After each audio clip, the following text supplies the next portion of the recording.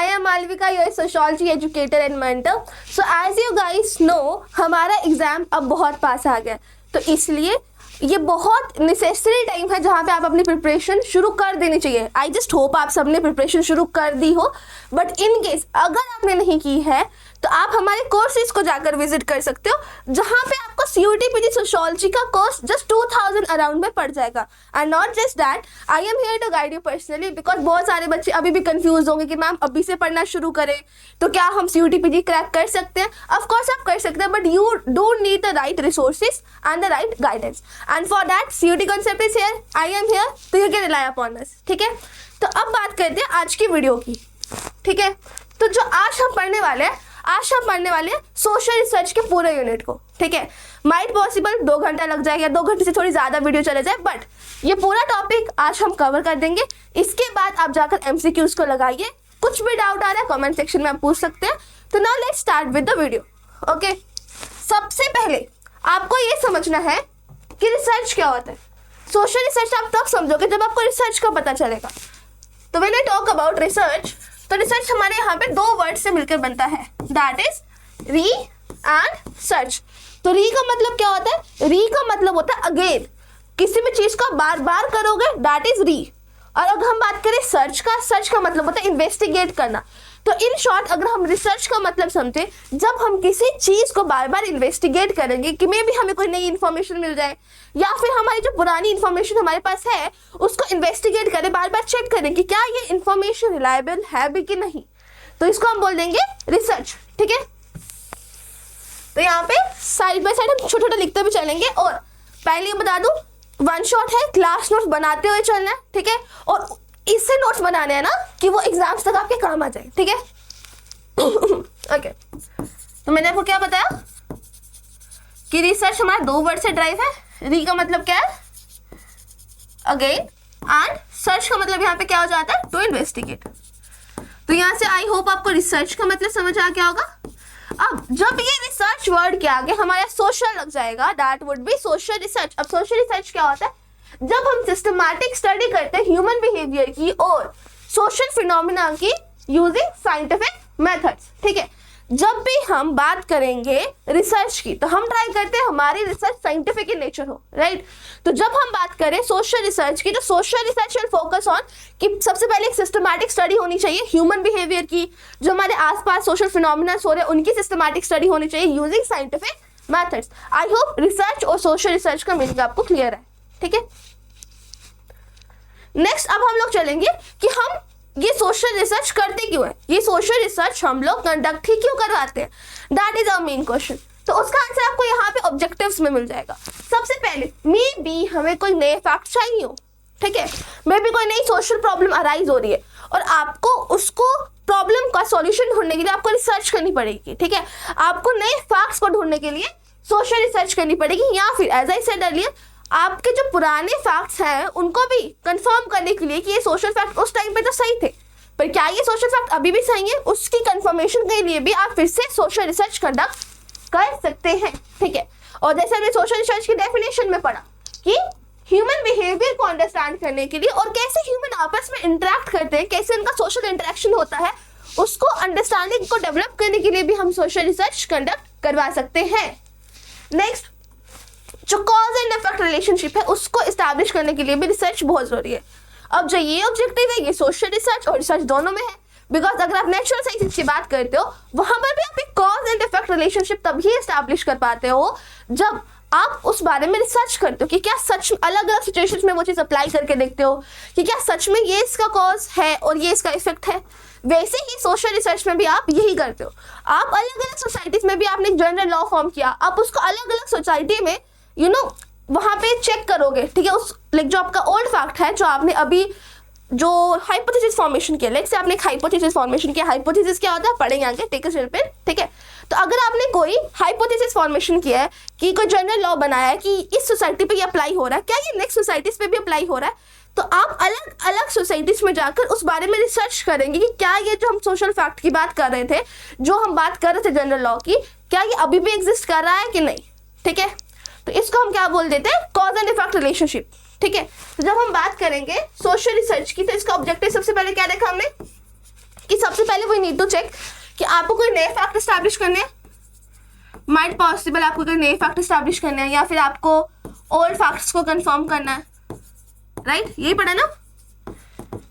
और उसके अलावा human behaviour and social interaction को समझना है। और उसके अलावा भी लास्ट हमने क्या देखा कि कॉज एंड इफेक्ट रिलेशनशिप देखना है कि अगर हमारी सोसाइटी में लेट्स से पॉवर्टी है, ठीक है, तो पॉवर्टी का ये कॉज है और उस चीज का इफेक्ट पॉवर्टी है, ये चीज आपको कैसे पता चलेगी? लेट्स सपोज अनएम्प्लॉयमेंट कॉज है इसका, तो how would you get to know कि अनएम्प्लॉयमेंट के कारण पॉवर्टी आ रही है? ये चीज आपको कैसे पता चलेगी? रिसर्च करके, राइट? और यही रिसर्च आप अलग अलग सोसाइटीज में अप्लाई करके देखोगे कि हम क्या जो पॉवर्टी के पीछे बहुत सारे कारण हैं, क्या उनके पीछे ये कॉमन कारण है अनएम्प्लॉयमेंट या नहीं? कैसे पता चलेगा? रिसर्च करके, ठीक है। आई होप ये वाला भी आपको क्लियर हो गया होगा पॉइंट। देन अगर आपको लग रहा है कि जो आपकी मेथोडोलॉजी है रिसर्च करने की वो बहुत पुरानी हो गई, अभी आपको कुछ नई एडवांस टेक्नोलॉजी चाहिए जिसका आप एडवांस टेक्नोलॉजी का यूज करके अपने मेथड्स को इम्प्रूव कर सके, तो उसके लिए भी आप रिसर्च करेंगे कि कौन सा मेथोडोलॉजी आप यूज कर सकते हैं जो kind of advanced in nature है। अगर आपको कोई नई थ्योरी डेवलप करनी है तो उसके लिए भी रिसर्च चाहिए, उसका कुछ बेसिस तो होना चाहिए ना। कोई भी थ्योरी का बेसिस क्या होगा? रिसर्च, कि आपने रिसर्च की है उस चीज पर, तभी आप ये थ्योरी फॉर्म कर पा रहे हैं। तो यहाँ पे you can develop new theories and methods. अब हमारी सोसाइटी में कुछ प्रॉब्लम्स होते हैं, कुछ ऐसे लोग क्वेश्चंस पूछ सकते हैं कि यार religion, why does religion exist, ठीक है, religion as an institution exist ही क्यों कर रहा है? That can be a question too, right? तो ऐसे इंपॉर्टेंट क्वेश्चंस को आंसर कैसे करोगे आप? रिसर्च के बेसिस पे। आप देखोगे कि रिलीजन के होने से, जब religion as a institution exist कर रहा है, उसके होने से आपके पास क्या क्या इफेक्ट्स आपको देखने को मिल रहे हैं, क्या क्या वो फंक्शंस परफॉर्म कर रहा है। तो उन फंक्शंस के जो परफॉर्म कर रहा है उस बेसिस पे आप बोल सकते हो कि हाँ भाई इसलिए religion as an institution exist कर रहा है। तो उन सिग्निफिकेंट क्वेश्चंस को आंसर करने के लिए we do have social research. Apart from that, अगर हम बात करें स्कोप की, किसकी बात करें अगर हम? स्कोप की, कि स्कोप ऑफ सोशल रिसर्च क्या है, कि क्या दायरा है सोशल रिसर्च का। तो सबसे पहले देखते हैं सोशल फिनोमेना को कवर करता है, ठीक है। अब इसमें ह्यूमन लाइफ की जो एवोल्यूशन है, ठीक है, या ह्यूमन के कल्चर का जो एवोल्यूशन है वो आप देख सकते हो। आप पुराना डेटा एनालाइज कर सकते हो, अभी के डेटा एनालाइज कर सकते हो सोशल रिसर्च के थ्रू, कम्युनिटीज के बारे में पढ़ते हो, ठीक है, थ्योरी डेवलपमेंट कर सकते हो, पॉलिसीज को इवैल्यूएट कर सकते हो। ये सारी चीजें आती हैं रिसर्च के दायरे के अंदर, मतलब रिसर्च के स्कोप के अंदर। आई होप ये वाली जो स्लाइड है that is totally clear to you. If you want take a screenshot या फिर एटलीस्ट नोट्स बना लेना, ठीक है। नेक्स्ट, अब हमने पढ़ा सोशल रिसर्च क्या होता है। सबसे पहले क्या पढ़ा, साथ साथ में रिवाइज करते हुए चलेंगे कि इसी वीडियो में टोटली आपके माइंड में बैठ जाए चीजें। सबसे पहले सोशल रिसर्च क्या होता है देख लिया, उसके पहले भी हमने देखा रिसर्च क्या होता है, ठीक है। रिसर्च करते क्यों, ऑब्जेक्टिव्स क्या है सोशल रिसर्च के देख लिया, स्कोप क्या है, दायरा क्या है सोशल रिसर्च का देख लिया। अब हमें देखनी है लिमिटेशंस, ठीक है, कि सोशल रिसर्च की कुछ लिमिटेशंस भी तो होंगी ना, कुछ खामियां भी तो होंगी, ठीक है। अब देखेंगे कि सोशल रिसर्च की क्या सीमाएं हैं, क्या लिमिटेशंस है।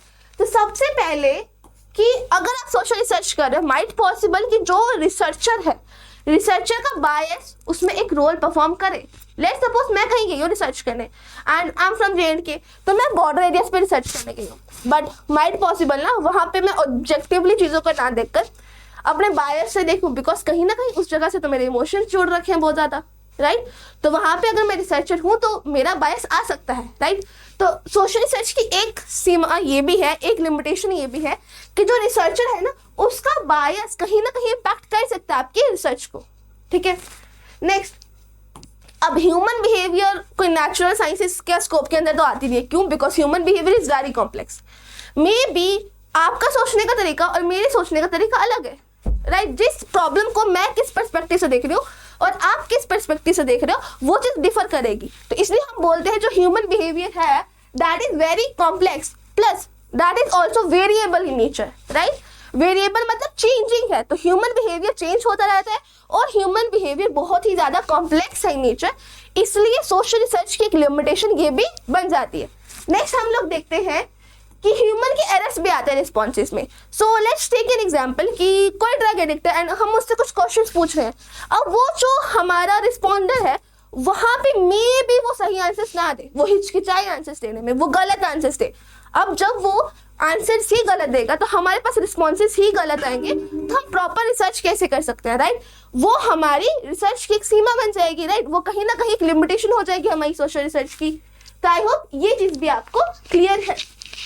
अब अगर हम बात करें, बहुत सारी लाइक इंडस्ट्रीज होती हैं, ठीक है, उनको कहीं ना कहीं CSR देना पड़ता है 2% का। CSR क्या होता है, इसकी फुल फॉर्म भी आप याद रख सकते हो, कॉर्पोरेट सोशल रिस्पॉन्सिबिलिटी। कि कोई बड़ी बड़ी इंडस्ट्रीज हैं, उनको क्या लाइक एज अ रिपरकशन देना पड़ रहा है जब वो इन्वायरमेंट को हार्म कर रहे हैं, वो हो गया 2%।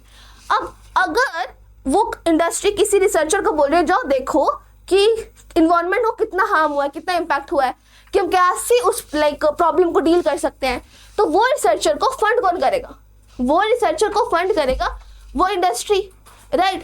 अब कहीं ना कहीं रिसर्चर अपनी लॉयल्टी दिखाएगा उस इंडस्ट्री की तरफ, बिकॉज पैसा कौन दे रहा है? वो इंडस्ट्री, राइट? तो वहां पे जो फंडिंग बायसेस हमें देखने को मिलता है कि अगर हमें मे बी किसी सर्टेन लाइक ऑर्गेनाइजेशन से हमें फंड्स मिल रहे हैं, तो हम उनकी तरफ थोड़ा ना थोड़ा इंक्लाइनेशन हमें देखने को मिलता है, दैट इज अवर फंडिंग बायस, ठीक है? तो इससे भी हमारी सोशल रिसर्च पर एक लिमिटेशन आ सकती है, राइट? अब मैथडोलॉजिकल एरर हो ही सकते हैं। अब सोशल रिसर्च का एक और प्रॉब्लम है जो बहुत ही इंपॉर्टेंट प्रॉब्लम है, दैट इज आप चीजों को लार्ज स्केल पर जनरलाइज नहीं कर पाओगे। What is that? बहुत सारी चीजें ऐसी होती हैं जो एक सोसाइटी ए पे अप्लाई हो रही है, सोसाइटी बी पे अप्लाई हो रही है, मे बी सोसाइटी सी पे भी अप्लाई हो रही है, but what about society D E F? समझ रहे हो? ऐसा नहीं है कोई जनरल हर एक सोसाइटी पे लाइक इंप्लीमेंट हो सकता है, no, that is not the case.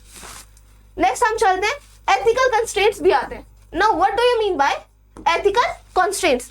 Ethical constraint का मतलब है कि आपके माइंड में कहीं ना कहीं एक रिसर्चर के माइंड में डिलेमा आएगा कि क्या इंसानों पर रिसर्च करना इज ओके और नॉट, बिकॉज वहाँ उनके इंसानों के इमोशंस इन्वॉल्व हैं, एंड हम जाकर उन पे कुछ फाइंडिंग्स के लिए उन पर जाकर रिसर्च करें, उनसे मे बी उनके लाइक डीपर इमोशंस को ट्रिगर करें अपनी फाइंडिंग्स को लाने के लिए, क्या ये एथिकली सही भी है कि नहीं, राइट? तो ये जो सारी चीजें हैं, ये कहीं ना कहीं हमारी सोशल रिसर्च की क्या है, लिमिटेशंस। आई होप अब आपको सोशल रिसर्च की लिमिटेशंस भी क्लियर हो गई होंगी, ठीक है? स्क्रीनशॉट ले लो।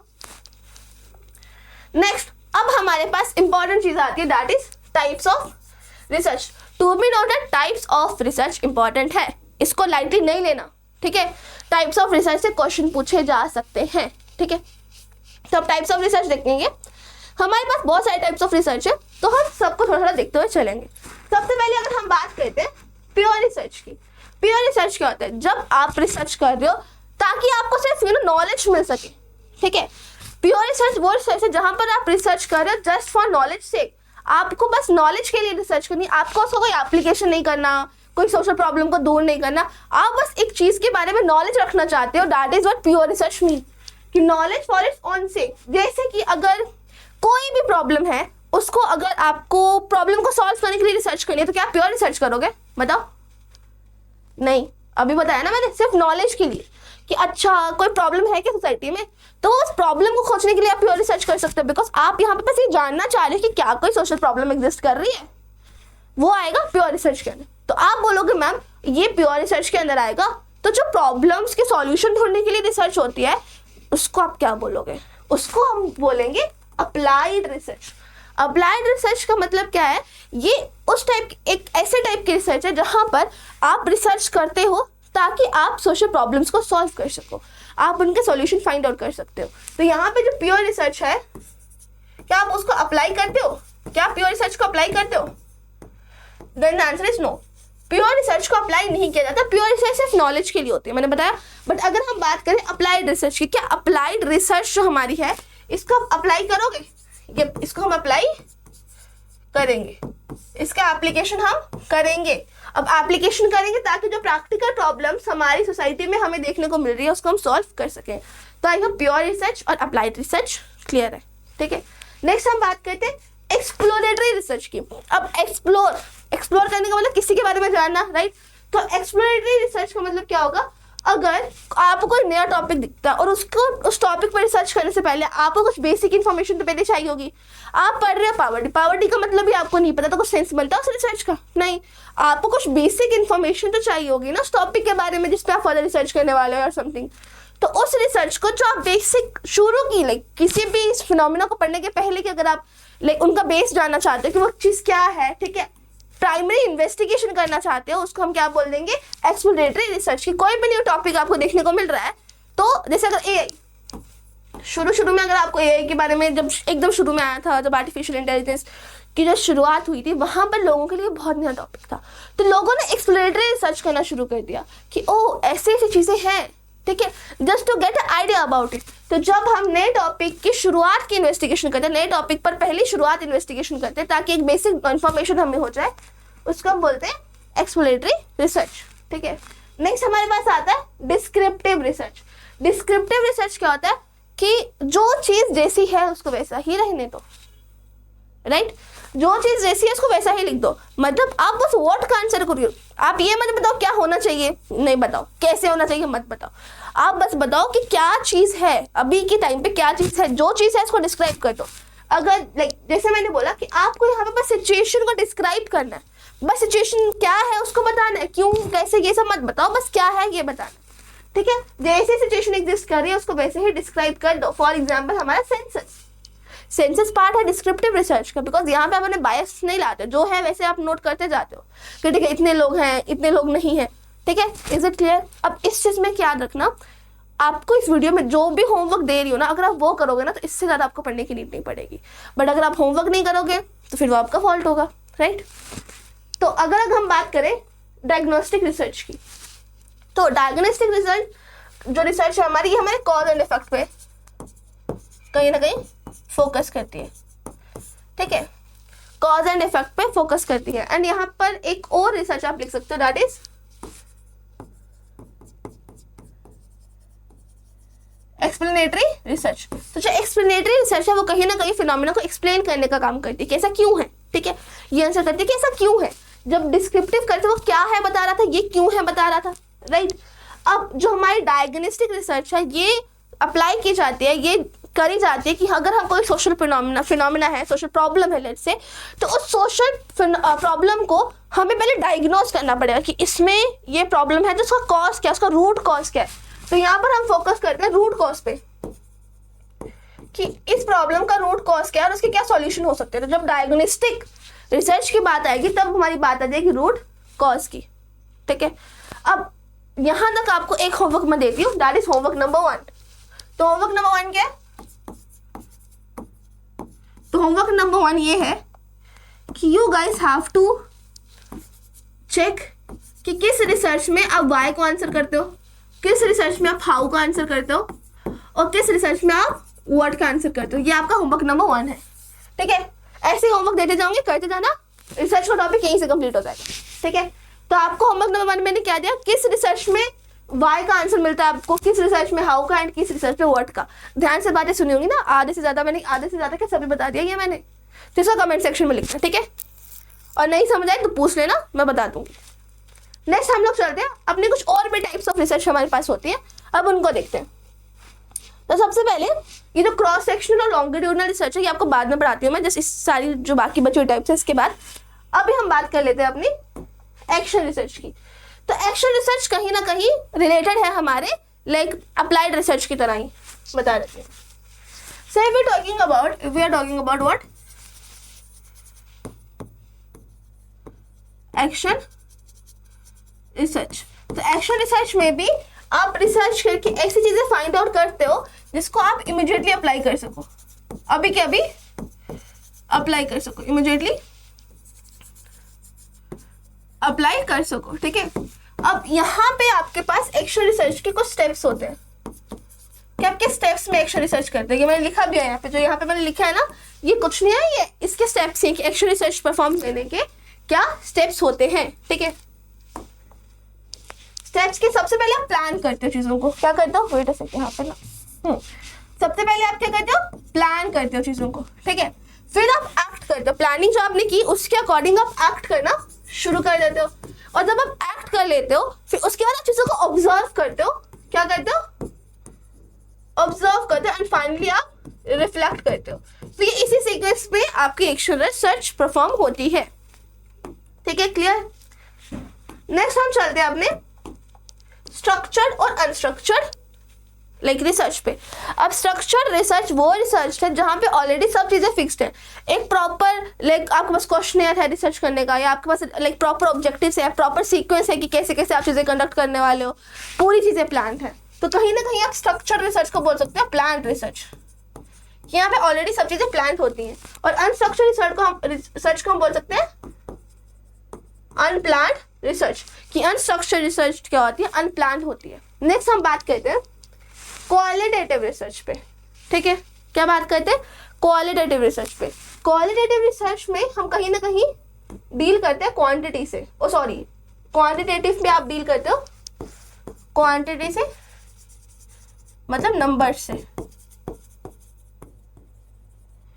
और क्वालिटेटिव रिसर्च में आप डील करते हो क्वालिटी से, ठीक है। नंबर्स से नहीं करते और ये मेजर भी नहीं हो सकती, ठीक है। अब देखो qualitative research and quantitative research में क्या डिफरेंस है। तो if I am talking about qualitative research, तो क्वालिटेटिव रिसर्च में आप सबसे पहले आपको ये जानना है कि क्वालिटेटिव रिसर्च नंबर से डील नहीं करेगी। अब अगर कोई चीज़ नंबर से डील नहीं करे तो आप उसको प्रॉपर क्वांटिफाई नहीं कर सकते, आप उसको मेजर नहीं कर सकते। कहीं ना कहीं क्वालिटेटिव रिसर्च हमारे इमोशंस पर रिलाई करेगी, क्वालिटेटिव रिसर्च सब्जेक्टिव होगी। जैसे मैं बोलूँ कि आपको ये वीडियो कैसी लगी, ठीक है, मैंने मतलब कैसी लगी, किसी को अच्छी लगी होगी, किसी को ज़्यादा अच्छी लगी, किसी को थोड़ी बुरी भी लग सकती है, राइट। मतलब मैं बुरा पढ़ा तो नहीं रही हूँ, बट ठीक है, किसी को अच्छी लगी होगी, किसी को थोड़ी ठीक ठीक लगी होगी। तो ये आपके सब लाइक आप पे डिपेंड कर रहा है, राइट। तो अगर मैं इस चीज़ पे रिसर्च करूँ कि ये वीडियो बच्चों को कैसी लगी, वो क्वालिटेटिव रिसर्च होगी, ठीक है। क्यों, क्योंकि यहाँ पर कहीं ना कहीं आप नंबर्स में नहीं बोल सकते कि मैम नंबर 2 लगी, नंबर 3 लगी, आप गिन सकते हो क्या, नहीं गिन सकते। यहाँ पे आपके इमोशंस की अच्छी लगी, बुरी लगी, आपको बहुत अच्छी लगी, तो ये आपके इमोशंस पे डिपेंड करे, इसको आप गिन नहीं सकते। तो जहाँ भी बात आएगी जहाँ पे आप रिस्पॉन्सेज को काउंट नहीं कर सकते, लाइक आप उनसे रिस्पॉन्सेज नंबर्स में नहीं ले सकते, उसको हम बोल देंगे क्वालिटेटिव रिसर्च। और क्वांटिटेटिव रिसर्च इसका एकदम ऑपोजिट हो जाएगा, it will depend upon quantity, quantity पे डिपेंड करेगी, नंबर पे डिपेंड करेगी, तो इसको मेजर भी कर सकते हैं, राइट। अगर मैं पूछूं अभी तक सोशियोलॉजी की प्लेलिस्ट में कितनी वीडियोस हुई हैं, अगर मैं पूछूं अभी तक कोर्स में आपके कितने टॉपिक्स कंप्लीट हो चुके हैं, ठीक है। तो ये जो सारे क्वेश्चंस का आप आंसर्स दोगे वो कहाँ से मिलेंगे आपको आंसर्स, ये सारे क्वांटिटेटिव रिसर्च से, क्लियर है। नेक्स्ट हम चलते हैं एक्सपेरिमेंटल रिसर्च। क्या होता है एक्सपेरिमेंटल रिसर्च, एक्सपेरिमेंट का मतलब क्या होता है, जहाँ पे आप कंट्रोल्ड सिचुएशन में एक रिसर्च कंडक्ट कराते हो। अब एज हम सोशल रिसर्च की बात कर रहे हैं, तो सोशल रिसर्च का कंट्रोल्ड इन्वायरमेंट इतना रिजिड नहीं होता है जितना नेचुरल साइंसेस के रिसर्च में होता है, ये भी आपको याद रखना है, ठीक है। अब हमारे पास 3 टाइप की रिसर्च रहती है, cross sectional, longitudinal and correlational. अब इनको करते हैं, ठीक है। तो let's talk about first correlational research. हाँ, इसी को लेते हैं पहले।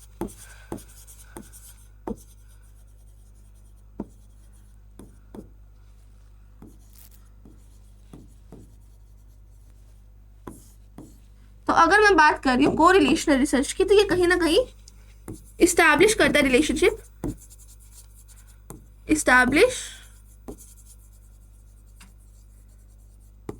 रिलेशनशिप बिटवीन 2 और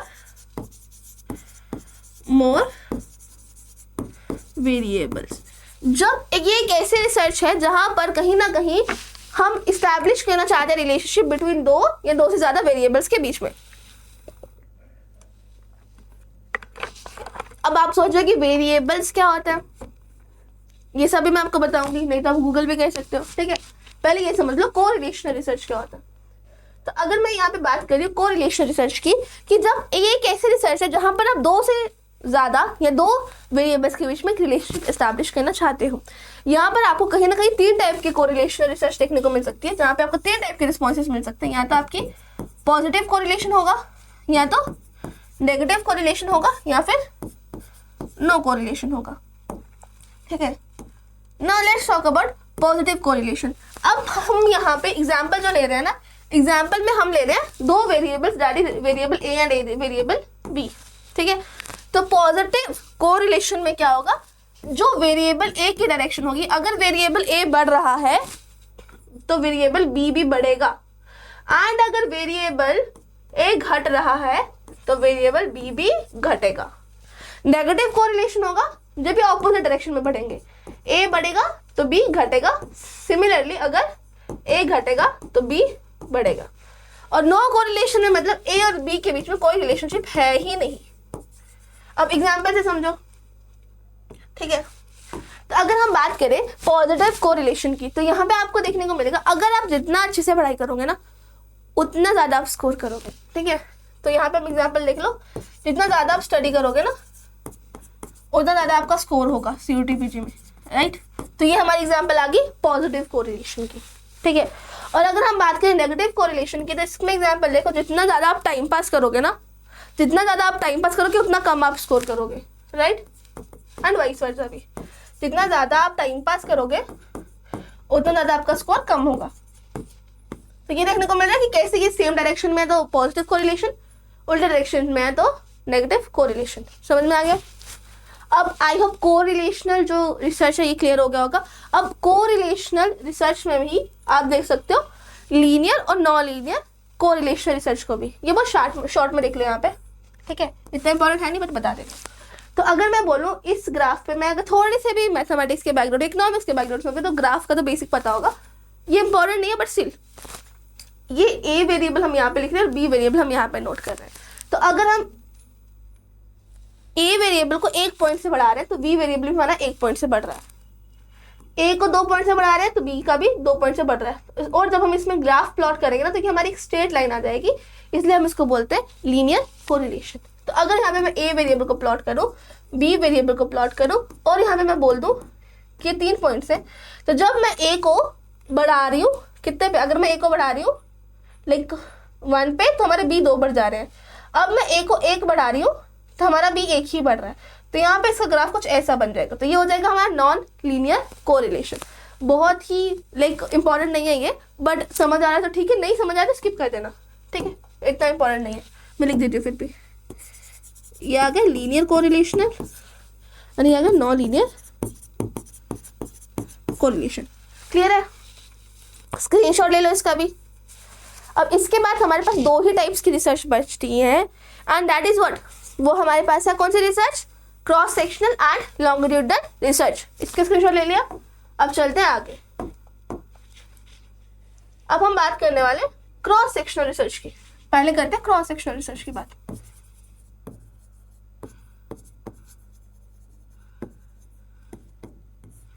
क्रॉस सेक्शनल रिसर्च, जब हम बात करेंगे कि हम लाइक अलग अलग पॉपुलेशन पे सेम टाइम पे रिसर्च कर रहे हैं, यहाँ पे हम डिफरेंट पॉपुलेशन पे रिसर्च कर रहे हैं एट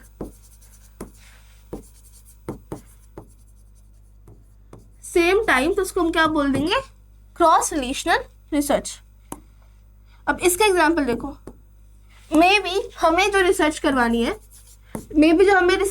है, उसको हम 4-5 रिसर्चर्स उसको कंडक्ट कर रहे हैं मिलके, ग्रुप ऑफ रिसर्चर कंडक्ट करा रहा है। तो ये आ गया हमारा रिसर्चर 1, रिसर्चर 2 और रिसर्चर 3। ये तीनों दोस्त हैं, ये कुछ रिसर्च कर रहे हैं। तो अगर ये तीनों ही सेम टाइम पे अलग अलग पॉपुलेशन पे, लाइक अगर मैं बोलूँ ये रिसर्च कर रहा है JNK पे, ये रिसर्च कर रहा है वाराणसी पे और ये रिसर्च कर रहा है दिल्ली में, तो यहाँ पे आप देखोगे सेम ही टाइम पे ये लोग क्या अलग अलग पॉपुलेशन पे रिसर्च करेंगे। JNK की पॉपुलेशन पे रिसर्च करेंगे, वाराणसी की पॉपुलेशन पर, ये दिल्ली की पॉपुलेशन पे। इसको हम बोल देते हैं क्रॉस सेक्शनल रिसर्च।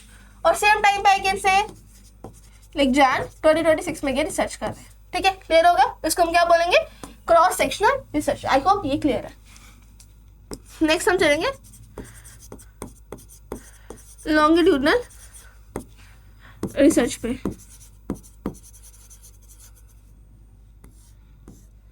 तो लॉन्गिट्यूडनल रिसर्च पे क्या देखने को मिलेगा आपको कि सेम पॉपुलेशन पे जब आप रिसर्च करोगे at different times. For example, यहाँ पे भी एग्जाम्पल से समझते हैं। फॉर एग्जाम्पल, यहाँ पर आपका कोई रिसर्चर है, ये एक पॉपुलेशन पे रिसर्च करता है, लाइक सपोज ये दिल्ली पे रिसर्च कर रहा है, दिल्ली के स्लम एरियाज पे, दिल्ली के स्लम्स पे रिसर्च कर रहा है, किस किस साल में की इसने, पहले इसने की 2020 में, फिर इसने सेम स्लम्स पे रिसर्च की 2022 में, फिर 2024 में, फिर 2026 में। ये क्लियर हुआ? जब आप सेम पॉपुलेशन पे अलग अलग टाइम पे रिसर्च करोगे उसको हम बोलेंगे लॉन्गिट्यूडनल रिसर्च, और जब आप अलग अलग पॉपुलेशन पे सेम टाइम पे रिसर्च करोगे इसको क्या बोल देंगे, cross sectional research. I hope इतना क्लियर हो गया, ठीक है। नेक्स्ट चले, अब हम चलते हैं रिसर्च मैथोडोलॉजी में। हम कुछ थिंकर्स की बात भी करते हैं। क्या करते हैं, रिसर्च मैथोडोलॉजी को जब हम पढ़ते हैं उसमें कुछ थिंकर्स की बात भी करते हैं। तो सबसे पहले हम बात करते हैं कॉम्ट की, ठीक है। तो यहीं पे बढ़ा देती हूँ मैं। कॉम्ट ने जो मेथड्स यूज किए थे, सबसे पहले वो ऑब्जर्वेशन में बहुत फोकस रखते थे। अगर आपको याद होगा, कॉम्ट कहीं ना कहीं उन्होंने पॉजिटिव फिलॉसफी दी थी कि आपको हर चीज़ जो है सोशियोलॉजी में साइंटिफिक वे से करनी चाहिए। तो साइंस में आप चीज़ों को ऑब्जर्व करते हो, वैसे ही यहाँ पर भी आपको चीज़ों को क्या करना है, ऑब्जर्व करना है, एक्सपेरिमेंटेशन करना है, और फिर अलग अलग चीज़ों को कंपेयर करना है। उन्होंने कहीं ना कहीं हिस्टोरिकल मेथड को भी यूज़ किया। उन्होंने हिस्ट्री से स्टडी करना शुरू की कि कैसे कैसे, अगर आपको पता हिस्टोरिकल मटेरियलिज्म के बारे में पढ़ाया था ना मैंने, तो हिस्टोरिकल मटेरियलिज्म की अगर मैं बात करूं तो वहाँ पे आप देखो कहीं ना कहीं हिस्ट्री से रिलेटेड है, ठीक है, हिस्टोरिकल मेथड से रिलेटेड है। नेक्स्ट हम बात करते हैं सेरिब्रल हाइजीन की। तो अगर सेरिब्रल हाइजीन नहीं पता तो वो मैं बता देती हूँ। अब कॉम्ट का कहना था कि एज अ ऑथर, या फिर अगर मैं बोलूँ एज अ सोशियोलॉजिस्ट, आपको एक चीज़ ध्यान में रखनी पड़ेगी। आपको अपनी खुद की बुद्धि का इस्तेमाल करके, अपनी खुद की बुद्धि का प्रयोग करके रिसर्च करनी है। आप अगर बहुत सारे लिटरेचर पढ़ोगे, बहुत सारे अलग अलग थिंकर्स का काम पढ़ोगे, तो कहीं ना कहीं जो आपके माइंड की हाइजीन है इट विल गेट डिस्टर्ब्ड। कहीं ना कहीं उन सब के पर्सपेक्टिव्स मिलके आपका एक पर्सपेक्टिव बन जाएगा, तो आपकी जो ओरिजिनलिटी है वो कहीं ना कहीं खो जाएगी। तो अगर आपको कॉम्ट के, मैं बता देती हूँ, अगर आपको कॉम्ट अच्छे से पढ़ना है ना तो इसका वन शॉट है एक, राइट, वन शॉट है ना इसका एक, मैंने पढ़ा रखा है 15 मिनट में। आई गेस अगस्त कॉम्ट हमने कवर कर रखे हैं। इनकी बायोग्राफिकल स्केच से लेके हर चीज़, like hierarchy of sciences and all, सब चीज़ें कवर 15 मिनट में ही, तो वो एक बार गो थ्रू कर लेना। और अगर मैं बात करूँ डरखाइन की, तो he talked about social facts की, सोशल फैक्ट्स को कैसे एज थिंग्स ट्रीट करना है, और उन्होंने भी कंपैरेटिव मेथड की बात की है। तो अगर मैं बात करूँ डरखाइन की, तो इसका भी रिसेंटली वन शॉट आया था, इसका भी वन शॉट देख लेना, चीज़ें क्लियर हो जाएंगी, उनके कॉन्सेप्ट्स भी क्लियर हो जाएंगे। ये मैं होमवर्क दे रही हूँ, ठीक है, ध्यान से सुनो। होमवर्क नंबर 2 ही लिख लो, पहले मैंने कंफ्यूज होता रहोगे। अब हम बात करें होमवर्क नंबर 2 की। होमवर्क नंबर 2 में आपको एक प्लेलिस्ट वहाँ पे बनी होगी फाउंडिंग फादर्स की। फाउंडिंग फादर्स पढ़ने सारे, जो भी फाउंडिंग फादर्स है ना वो सब फाउंडिंग फादर्स कवर करो। 5 फाउंडिंग फादर्स हैं हमारे सोशियोलॉजी के, वो सब मैंने कवर करवा रखे हैं। अपार्ट फ्रॉम दैट दरखाई वाली वीडियो देख लेना, ठीक है। ये चीज़ें आपको करनी ही करनी है, ठीक है। इस स्लाइड से आपको याद आ जाएगा कि आपको ये पढ़ना ही पढ़ना है, यूट्यूब पे ये अवेलेबल है, मैंने पढ़ा रखी है, ठीक है। उसके अलावा अगर सिलेबस की वीडियो नहीं देखी, सबसे पहले तो वही देखना, मैं सच बता रही हूँ, बहुत पिटोगे आप लोग, ठीक है। अब हम पढ़ते हैं वेबर को। तो when I was talking about weber, तो वेबर बात करते हैं वर्स्टेहिन की।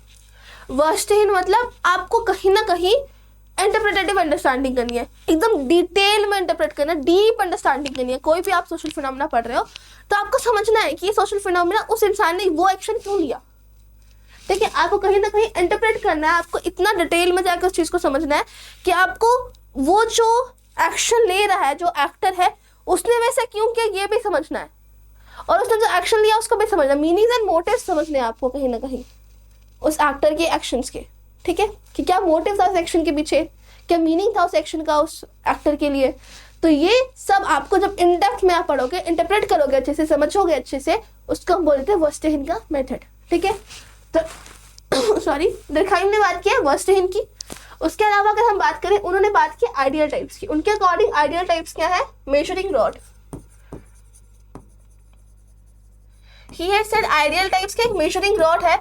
अगर हम बोले, हम अगर ब्यूरोक्रेसी की उन्होंने बात की थी कि ब्यूरोक्रेसी के अगर हम आइडियल टाइप्स बनाए, वहाँ पर उन्होंने कुछ फीचर्स दिए थे, तो जो रियल में ब्यूरोक्रेसी है उसको हम ब्यूरोक्रेसी के आइडियल टाइप्स से कंपेयर करेंगे कि क्या जो ब्यूरोक्रेसी है वो ढंग से वर्क कर भी रही है कि नहीं। वो कब पता चलेगा, जब आप उसको उसके आइडियल टाइप से कंपेयर करोगे, ठीक है।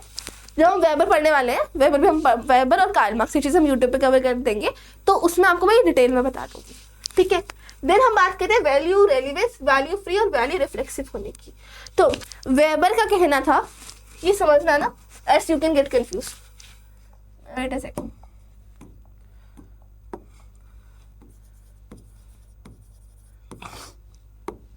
मेरे को ना थोड़ा सा कोल्ड सा हो गया, इसलिए देखो सबसे पहले हमने बात की वर्स्ट हिंट की, क्लियर हो गया। आइडियल टाइप्स की बात की हमने। अब जो चीज हमें देखनी है ना वो हम बात करते हैं value free, value relevance and value reflexive. तो इट ऑल्सो टॉक्ड अबाउट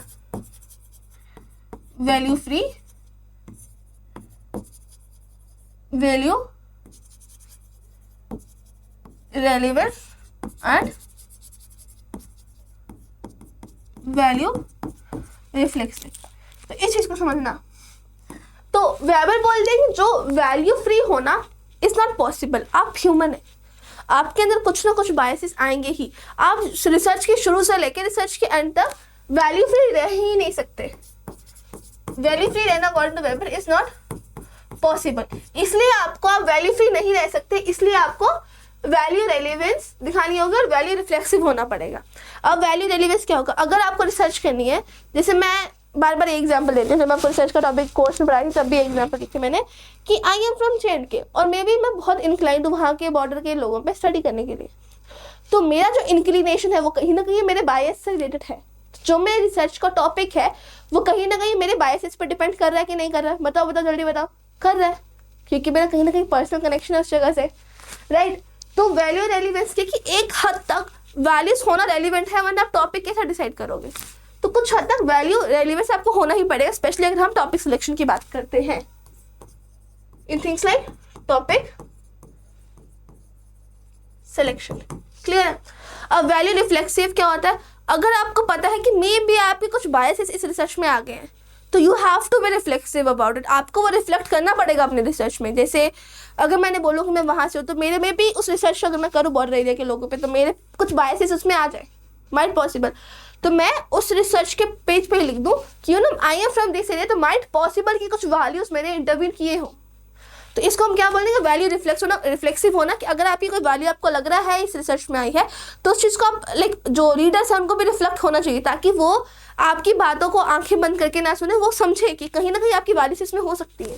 तो वैल्यू रिफ्लेक्सिव होना मतलब कहीं ना कहीं आप चीज़ों को एक्सेप्ट कर लो कि हाँ माइट पॉसिबल, कि एक्सेप्ट कर लो कि मे भी आपकी वैल्यूज इसमें हो, ठीक है। ये क्लियर हो गया वेबर का। Next we will talk about Karl Popper and Thomas Kuhn, ठीक है। सबसे पहले हम बात करते हैं कार्ल पॉपर की।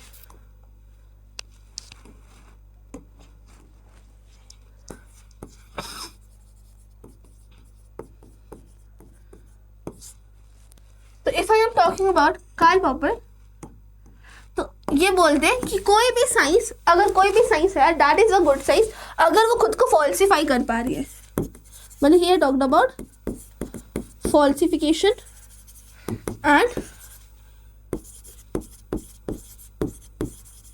Good science and pseudo science. अब समझो क्या मतलब है इसका। कार्ल पॉपर के अकॉर्डिंग कोई भी साइंस गुड साइंस तब होगी, मतलब एक गुड साइंस वो साइंस है जो खुद को फॉल्सिफाई कर सके, खुद को नकार सके, ठीक है। उसको ये एक्सेप्टेंस होनी चाहिए कि मे भी अभी जो मैंने थ्योरी दी है, जैसे अगर मैं कोई रिसर्चर हूँ, मैंने एक थ्योरी एस्टैब्लिश की है, तो I have to accept that कि मे बी ये थ्योरी को कल आकर कोई और फॉल्सिफाई कर जाए, कोई और नकार जाए और एक न्यू थ्योरी एस्टैब्लिश हो जाए। उसको हम क्या बोलते हैं? Good science. बट अगर हम बात करें सूडो साइंस की, सूडो साइंस, सूडो का मतलब क्या होता है? फेक, नकली। तो सूडो साइंस का मतलब हो जाएगा एक ऐसी साइंस जो खुद को नकारना पसंद नहीं करती। मे बी कल को आके कोई बोले कि ना आपकी थ्योरी में ये प्रॉब्लम से ये क्रिटिसिज्म था, तो वो क्रिटिसिज्म को एक्सेप्ट ही ना करे। That is what pseudo science is. Next हम लोग बात करते हैं, नेक्स्ट पेज पे करते हैं ना। हाँ, ये चीज क्लियर होगी। अब होमवर्क नंबर 3 है ना, होमवर्क नंबर 3 है ना। होमवर्क नंबर 3 इसकी कौन सी बुक में बात की गई है? इन्होंने ये सारी इंपॉर्टेंट बातें की, good science, pseudo science and falsification की, ठीक है। नेक्स्ट हम थॉमस कुन की बात करेंगे। नेक्स्ट हम किसकी बात करेंगे? Thomas.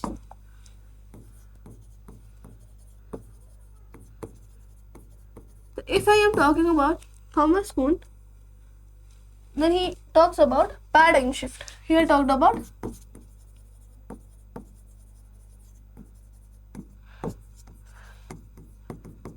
paradigm shift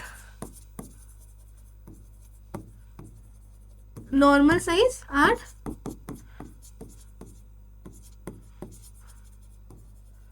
extraordinary size.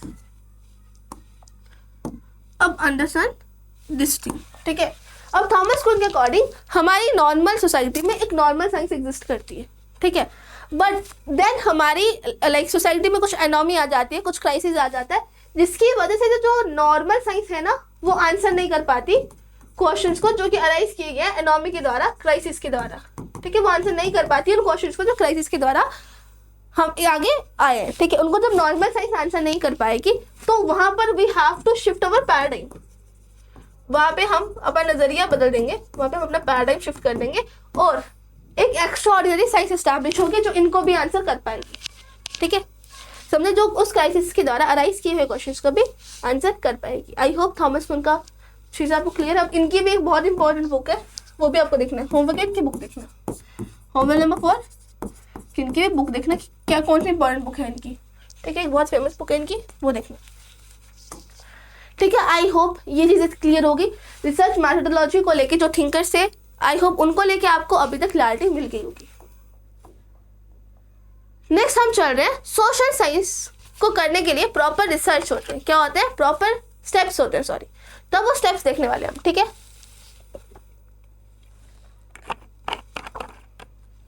पिछले स्लाइड्स को अगर आपने नोट नहीं किया है तो अभी स्क्रीनशॉट ले लेना, ठीक है। नेक्स्ट हम बात कर रहे हैं अपने स्टेप्स की। तो सोशल रिसर्च को अच्छे से परफॉर्म करने के लिए there are certain steps involve, कि अगर आप इस स्टेप में सोशल रिसर्च करते हो तो मतलब आपकी रिसर्च सही तरीके से जा रही है। सबसे पहले आपको प्रॉब्लम सेलेक्ट करना है कि आप किस प्रॉब्लम पे रिसर्च करने वाले हैं, आपको वो सिलेक्ट करना है। फिर आपको लिटरेचर को रिव्यू करना है, क्या करना है, लिटरेचर को रिव्यू करना है कि आपको गैप्स फाइंड आउट करने हैं। देखो आपने एक लाइक ब्रॉड सोशल प्रॉब्लम सोची कि मुझे ना अनएम्प्लॉयमेंट पे रिसर्च करनी है, ये आपकी ब्रॉड सोशल प्रॉब्लम होगी जिस पे आपने रिसर्च करना चाहते हो। पर social problem don't you think बहुत बड़ा टर्म हो गया, इसके अंदर कितनी सारी चीज़ें होती हैं कि अब लाइक अनएम्प्लॉयमेंट के अंदर आप किस बारे पे सर्च करना चाहते हो, आपको स्पेसिफिक होना पड़ेगा। स्पेसिफिक तब होगा जब आप बाकी सभी लिटरेचर को पढ़ोगे कि क्या बात अभी तक हो चुकी है अनएम्प्लॉयमेंट पे और क्या बात अभी नहीं हुई है। फिर आप वो गैप फाइंड आउट करोगे कि कहाँ पर बात नहीं हुई है अनएम्प्लॉयमेंट की, किस एक्सपर्ट की बात अभी तक नहीं की गई है। आप वो एक्सपर्ट उठाओगे और फिर उस पर रिसर्च करोगे, तो वो लिटरेचर रिव्यू का आपको आई गेस अभी इंपॉर्टेंट समझ आ गया होगा, ठीक है। देन आप अपने रिसर्च के ऑब्जेक्टिव्स फॉर्मुलेट करोगे, क्या करोगे, ऑब्जेक्टिव्स फॉर्मुलेट करोगे, हाइपोथेसिस बनाओगे। हाइपोथेसिस क्या होता है हम आगे डिटेल में पढ़ने वाले हैं। फिर आपकी जो रिसर्च मैथोडोलॉजी है, आपकी मैथोडोलॉजी क्या रहेगी, क्या तरीके से आप अपनी रिसर्च को कंडक्ट करवाओगे, वो आपको डिसाइड करना होगा। आप अपना सैंपल देखोगे कि क्या आपका सैंपल साइज रहेगा, कहाँ से आप सैंपल उठाओगे, क्या आप सैम्पलिंग मेथड यूज़ करोगे। देन आप डेटा कलेक्ट करोगे, फिर आप डेटा को एनालाइज और इंटरप्रेट करोगे। फिर जो आपने हाइपोथेसिस बनाई है ये सब मेथड्स का यूज़ करके उस हाइपोथेसिस को चेक करोगे, ठीक है। फिर आप देखोगे कि हाइपोथेसिस चेक करके आपके पास क्या फाइंडिंग्स आई और क्या कंक्लूजन आया है। और जब कंक्लूजन फाइंडिंग्स आ जाए तो एंड में आप क्या रिपोर्ट राइटिंग कर लोगे। क्लियर हो गया, ठीक है। इसको याद करने का भी सोचते हैं कुछ, ठीक है। हाँ, इसको 11 है तो आप पहले इसको याद रखो, PLOH। सबसे पहले ये 4 याद करते हैं। पहले प्रॉब्लम ढूंढो, रिव्यू करो लिटरेचर को, ऑब्जेक्टिव्स फॉर्मुलेट करो और हाइपोथेसिस बनाओ। सबसे पहले हाइपोथेसिस बनाओगे, ठीक है। फिर आप करो फिर आप MSc करके याद रखो, MSc, ठीक है। पहले आपने प्रॉब्लम बनाई, रिव्यू किया लिटरेचर को, फिर उसके बाद ऑब्जेक्टिव्स बनाए, ठीक है, फिर हाइपोथेसिस बनाई, फिर मेथोडोलॉजी आपको सिलेक्ट करनी पड़ेगी, सैम्पलिंग आपको कैसे करनी है वो देखना पड़ेगा। देन आप डेटा कलेक्शन को देखोगे, ठीक है। अब उसके बाद अगर हम देखें तो we can write it as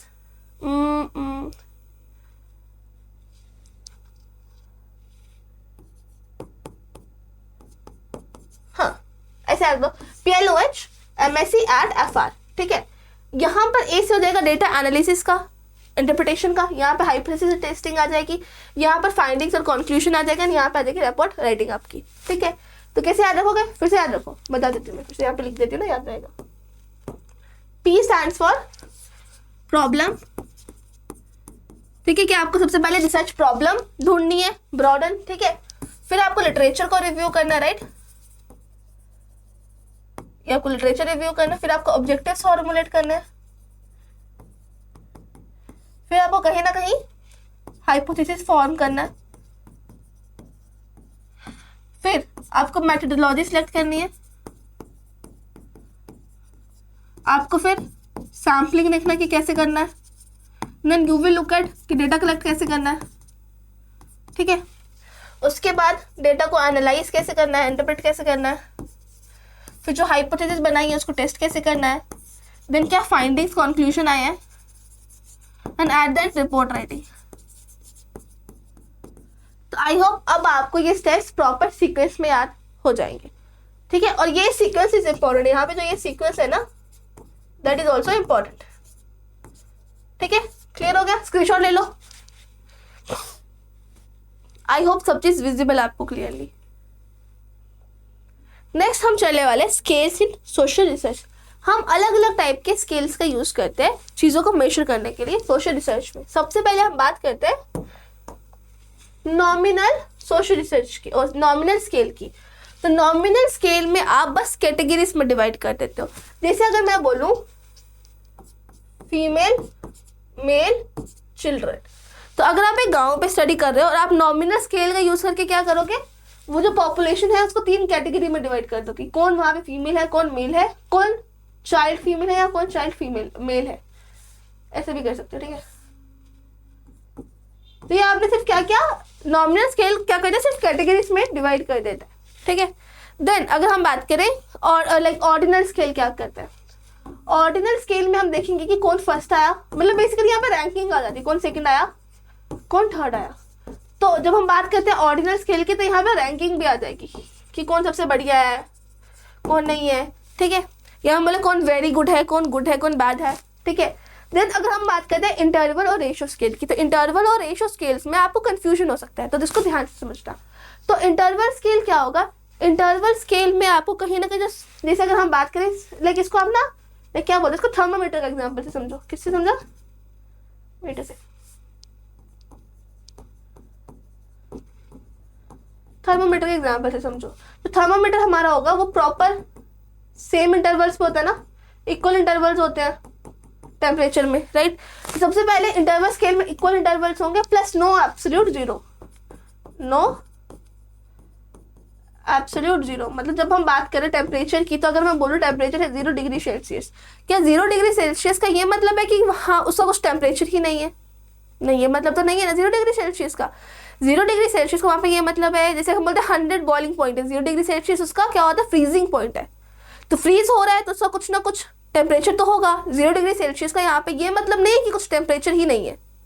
I hope you are getting it कि ये जो जीरो है ये एब्सोल्यूट जीरो नहीं है, ठीक है, ये ट्रू जीरो नहीं है। और अगर हम बात करें रेशियो स्केल की, तो रेशियो स्केल में आप देख सकते हो इनकम को समझ के, इनकम का एग्जाम्पल लेके। तो अगर हम बात करें रेशियो स्केल की, तो रेशियो स्केल में भी हमें क्या देखने को मिलता है, जैसे यहाँ पे हमें जीरो जो है ये एब्सोल्यूट जीरो नहीं है, ट्रू जीरो नहीं है, यहाँ पे ट्रू जीरो होगा।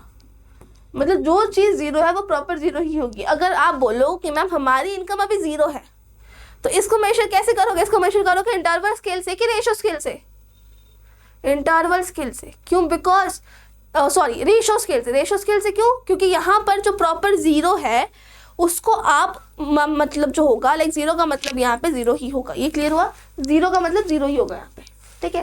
तो इंटरवल और रेशियो स्केल में आई होप क्लैरिटी मिल गई होगी।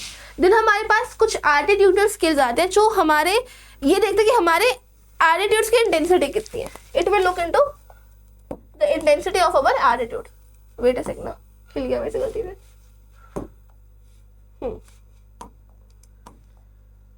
यहाँ पे हम देखेंगे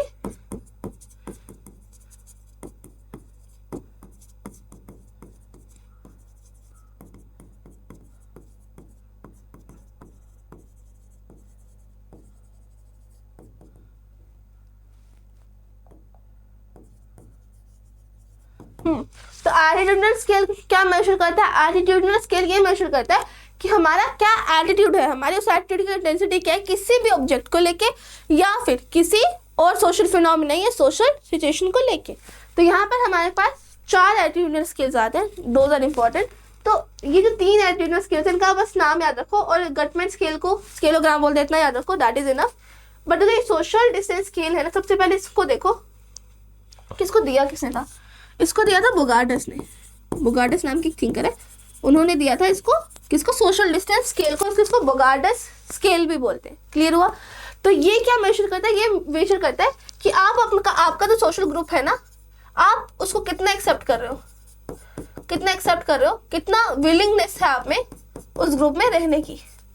या कि विलिंगनेस को मेजर करता है, आपकी एक्सेप्टेंस को मेजर करता है कि आप अपने सोशल ग्रुप को कितना एक्सेप्ट करते हो, कितनी विलिंगनेस है उसमें आपकी रहने की। And it was given by Bogardus.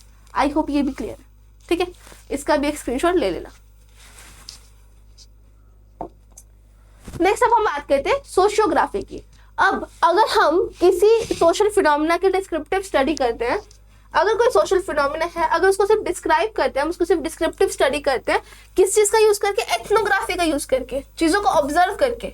अब एथनोग्राफी, ऑब्जर्वेशन क्या होता है, लाइक एथनोग्राफी क्या होता है, ऑब्जर्वेशन के टाइप्स क्या होते हैं, ये सब मैं बताऊंगी आगे। पर अभी तक इतना याद रखो, सोशियोग्राफी में आप किसी भी सोशल फिनोमेना की, कोई भी सोशल फिनोमेना है उसकी डिटेल स्टडी करते हो, डिटेल स्टडी करते हो। मेथड्स कैसे यूज करोगे उस डिटेल स्टडी के लिए, आप उस डिटेल स्टडी के लिए एथनोग्राफी यूज करोगे या ऑब्जर्वेशन यूज करोगे, ताकि आप चीजों को जितने डिटेल में हो सके उतने डिटेल में पढ़ सको, ठीक है। यहाँ पर आप कहीं ना कहीं डिटेल स्टडी करोगे, या फिर हम बोल सकते हैं डिटेल डॉक्यूमेंटेशन करोगे चीजों का, ठीक है। डिटेल डॉक्यूमेंटेशन भी करोगे चीजों का, उनकी सोशल लाइफ का। इसको हम बोलते हैं सोशियोग्राफी। क्लियर? नेक्स्ट अब हमारे पास आता है हमारा नेक्स्ट इंपॉर्टेंट चीज, दैट इज हाइपोथेसिस। अब हाइपोथेसिस को ध्यान से पढ़ना, this is important for you guys.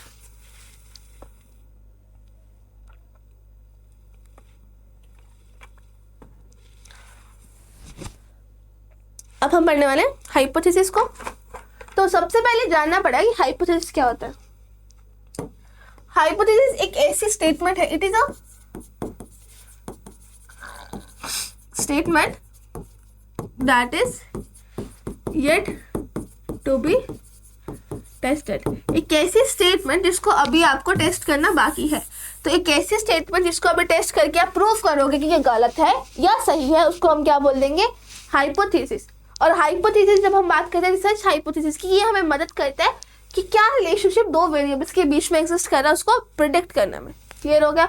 अब यहाँ पर हम बात करेंगे नल हाइपोथेसिस की और ऑल्टरनेट हाइपोथेसिस की। किसकी? नल हाइपोथेसिस की।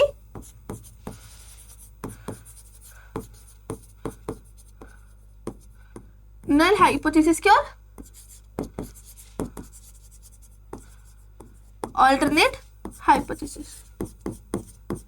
इसको ध्यान से समझना, ये दो टाइप्स है हाइपोथेसिस की।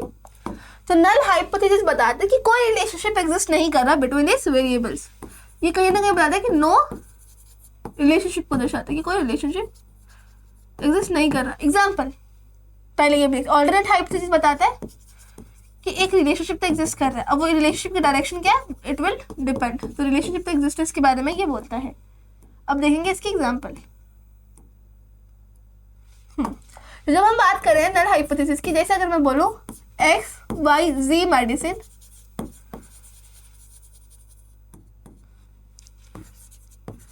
has no effect on bird flu, ठीक है, कि एक XYZ मेडिसिन है, उसका कोई असर नहीं पड़ रहा बर्ड फ्लू पे, ठीक है। तो ये क्या हो जाएगा, नल हाइपोथेसिस। बट अगर मैं बोल दूं कि जो XYZ मेडिसिन है क्योर्स बर्ड फ्लू, ये जो XYZ मेडिसिन है इससे बर्ड फ्लू सही हो जाता है, तो वो हमारा हो जाएगा ऑल्टरनेट हाइपोथेसिस। यहाँ पर देखो, यहाँ पे वो बोल रहे हैं कि कोई इफेक्ट नहीं हो रहा, मतलब इनके बीच में कोई रिलेशनशिप नहीं है। और यहाँ पे दो वेरिएबल्स कौन से हो जाएंगे जिसको हम देख रहे हैं, यहाँ पर दो variables would be XYZ medicine and bird flu. इनके बीच में कोई इफेक्ट नहीं है, कोई रिलेशनशिप नहीं है। बट ऑल्टरनेट हाइपोथेसिस बोल रहे हैं कि इसमें और इसमें एक रिलेशनशिप तो है, कि इससे ये क्योर हो जा रहा है XYZ मेडिसिन से, जो हमारा एक बर्ड फ्लू है वो क्योर हो जा रहा है। इतना क्लियर हुआ? नल हाइपोथेसिस और ऑल्टरनेट हाइपोथेसिस के बीच का डिफरेंस क्लियर हो गया। अब यहाँ पर हम पढ़ते हैं टाइप 1, दो एरर्स पढ़ते हैं। Type 1 error type 1 error and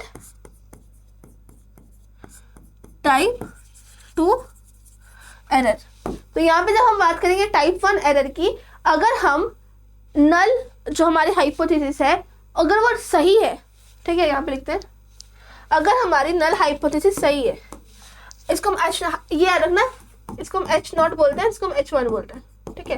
तो अगर हम बोले जो हमारी नल हाइपोथेसिस है ये एक्चुअल में सही है बट हम इसको रिजेक्ट कर देते हैं, उसको हम क्या बोलेंगे, जो वो एरर होगा उसको हम बोलेंगे टाइप 1 एरर। मतलब जो मैंने ये स्टेटमेंट दी है ना, XYZ medicine has no effect on bird flu, ये स्टेटमेंट एक्चुअली में ट्रू है, सही है, कोई इफेक्ट नहीं है। पर अगर मैंने इसको रिजेक्ट कर दिया कि नहीं नहीं ये हाइपोथेसिस तो आपकी गलत है, अगर मैंने बोला ये हाइपोथेसिस गलत है तो मतलब इसका उल्टा हो जाएगा कि ये मेडिसिन हेल्पफुल है किसके, बर्ड फ्लू के लिए।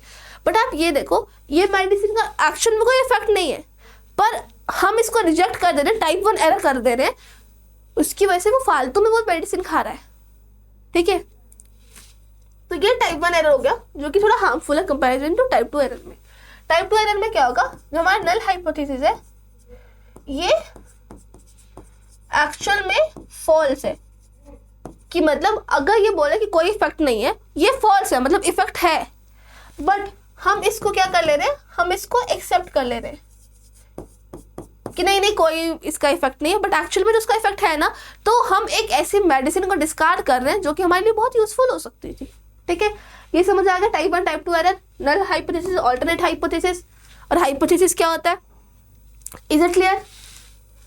आई होप ये हाइपोथेसिस का कॉन्सेप्ट भी आपको क्लियर हो गया होगा अब तक। नेक्स्ट चलते हैं हमारे नेक्स्ट इंपॉर्टेंट टॉपिक पर, that is sampling. Sampling is very important when it comes about social research. सबसे पहले समझो कि पॉपुलेशन और सैंपल में क्या फर्क होता है। सैंपल क्या होता है और पॉपुलेशन क्या होता है, पहले इनका मतलब समझो।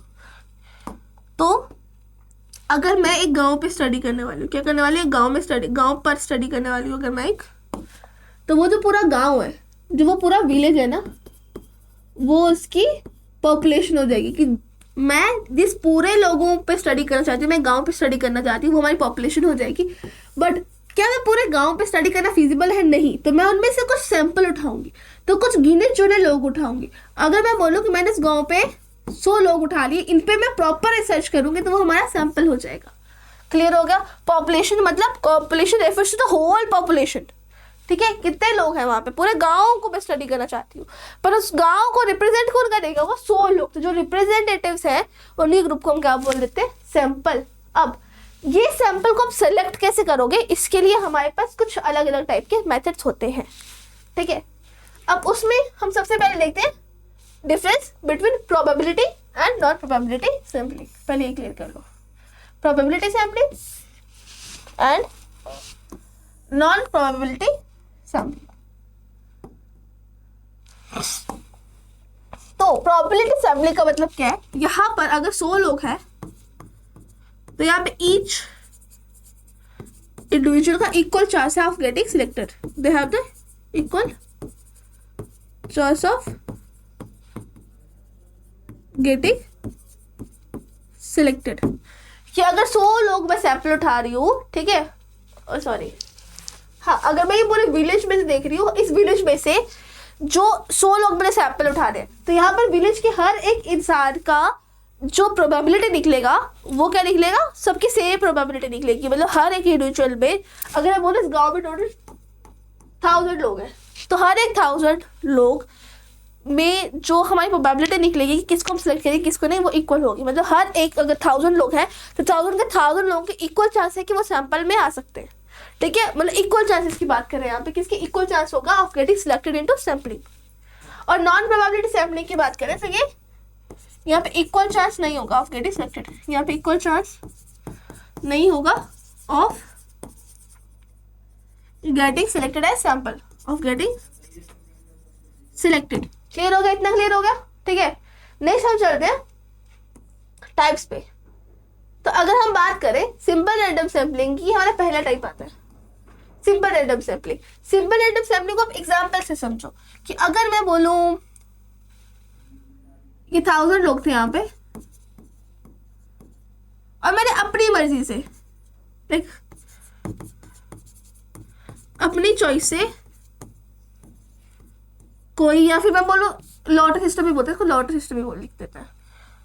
1000 अगर मेरे पास 1000 की पॉपुलेशन है तो मैं यहाँ पे लॉटरी सिस्टम से 100 लोग सिलेक्ट कर दूं तो वो हो जाएगी simple random sampling. Lottery system से मतलब मे बी मैंने वो लाइक 1000 लोग थे तो मैंने किसी को बोला यार ऐसे रैंडमली हाथ रख दो उस लिस्ट पे कि ना ये सैंपल्स होंगे, आंखें बंद करके उस बंदे ने हाथ रख दिए और हमने उनको सैंपल उठा लिया। तो ये होगा सिंपल रैंडम सैम्पलिंग जहाँ पे हम लॉटरी सिस्टम का यूज करके सैंपल को लाइक चूज करते सिलेक्ट करते हैं, ठीक है। दूसरा आता है सिस्टमैटिक रैंडम सैम्पलिंग। अब सिस्टमैटिक रैंडम सैम्पलिंग में आप nth पर्सन चूज करोगे, nth पर्सन क्या चूज करोगे। अगर मैं बोल रही हूँ यहाँ पे आपके पास 1000 पॉपुलेशन थी, आप यहाँ पे हर 10th पर्सन को उठा लो, ठीक है। जैसे आपने सबको एक लिस्ट से लगाया, लाइक 1000 लोगों को आपने लिस्ट बनाई और हर 10वें इंसान को चुने, लाइक पहले 10वां चुना, फिर 20 चुना, फिर 30 चुना, फिर 40 चुना, ऐसे करके आप 1000 तक गए और आपके पास 100 पॉपुलेशन हो गई। क्लियर हो गया सिस्टमैटिक रैंडम सैम्पलिंग क्या होती है। नेक्स्ट हम बात करते हैं स्ट्रैटिफाइड रैंडम सैम्पलिंग, जिसको हम बात कर सकते हैं प्रोपोर्शनेट एंड डिस्प्रोपोर्शनेट सैम्पलिंग में भी। ये इसकी दो टाइप स्ट्रैटिफाइड सैम्पलिंग के, ठीक है। तो सबसे पहले ये समझो कि स्ट्रैटिफाइड सैम्पलिंग क्या होती है। स्ट्रेटा में डिवाइड करना, आपको लोगों को अलग अलग लेयर्स में डिवाइड करना। अगर हमारे पास यहाँ पे 1000 पॉपुलेशन थी तो हम यहाँ पे 1000 पॉपुलेशन को डिवाइड करेंगे पहले कि कितने मेल्स है, कितने फीमेल्स है, कितने बच्चे हैं, ठीक है। पहले हमने एक स्ट्रेटा बना लिया। अब इन स्ट्रेटास में से हम अपने सैंपल्स उठाएंगे, इसको क्या बोल देते हैं स्ट्रैटिफाइड सैम्पलिंग, ठीक है। उसके बाद हमें दे दें कि प्रोपोर्शनेट और डिसप्रोपोर्शनेट स्ट्रैटिफाइड सैम्पलिंग क्या होती है। अगर जितने मेल्स है हम लाइक जितना मेल्स का रेशो है, वेट अ सेकंड कर करके जितना मेल्स का रेशो, अगर मैं बोलूँ कि 1000 में यू कैन से 500 मेल्स थे, ठीक है। तो यहाँ पर जो हमारे स्टेटस में है ना, स्टेटस में भी यहाँ पर हर एक स्टेटस में कितने मेल्स हो जाएंगे, मतलब 500 मेल्स हो जाएंगे, ठीक है। हमने मेल्स के स्टेटस में 500 लोग डाल दिए। अब हमें पॉपुलेशन चाहिए कितनी 100 की, तो यहाँ पर हमें 50 आदमी चाहिए होंगे इस पॉपुलेशन के according, because half of the population is males, तो यहाँ पे भी half of the sample should be males. तो इसको हम क्या बोलेंगे प्रोपोर्शनेट स्ट्रैटिफाइड सैम्पलिंग। बट अगर उसको हम ये नंबर्स को नोटिस ना करके रैंडमली बोल दें कि 35 इनके चुन लो, 30 इसके चुन लो बच्चों के, तो वो जाएगी डिसप्रोपोर्शनेट। क्लियर है। नेक्स्ट हम चलते हैं क्लस्टर सैम्पलिंग पे।